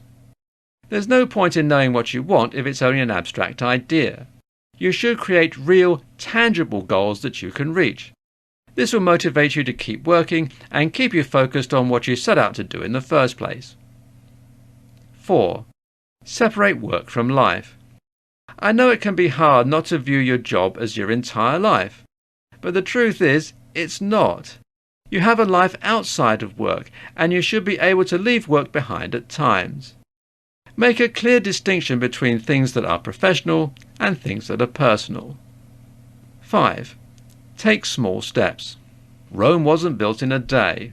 Don't expect to become the best at what you do after a week of trying. Unlocking your full potential is often a lifelong endeavour. If you want to really unlock your potential, start small. Let's say your goal is to be stronger. Try lifting 10 pounds on your first try instead of 50. Over time, you'll become stronger than you ever thought you could become. 6. Recognize your strengths and weaknesses. Strength doesn't mean perfect, and weakness doesn't mean flaw. To unlock your full potential, make a list of your strengths. This will include your natural gifts, things you've always been good at, or things you've put time and work into developing. You should also make a list of your weaknesses. This is not to make you feel bad about yourself, but to help with awareness. If you know your weaknesses, then you'll know what to work on. 7. Develop your talents. Step 6 said to work on your weaknesses, but talents also need work to keep being talents. There's a saying, hard work beats talent if talent doesn't work hard. That tells you all you need to know about developing your talents. 8. Be grateful. Countless studies have shown people are happier and healthier when they're grateful. Good news, we all have things to be grateful for. If you want to reach your full potential, it's important to recognize and be grateful for where you already are. 9. Stay curious. There will always be questions. Never stop looking for answers. do your research, be curious, and you can live a life of unlimited learning potential. 10. Do what you love. This is probably the most important step. No matter what you do, you should love it. Doing what you love will make all of these steps easier, and you can be truly happy while unlocking your full potential. Why attracting your desires begins with your thoughts. We all have thoughts. A lot of them.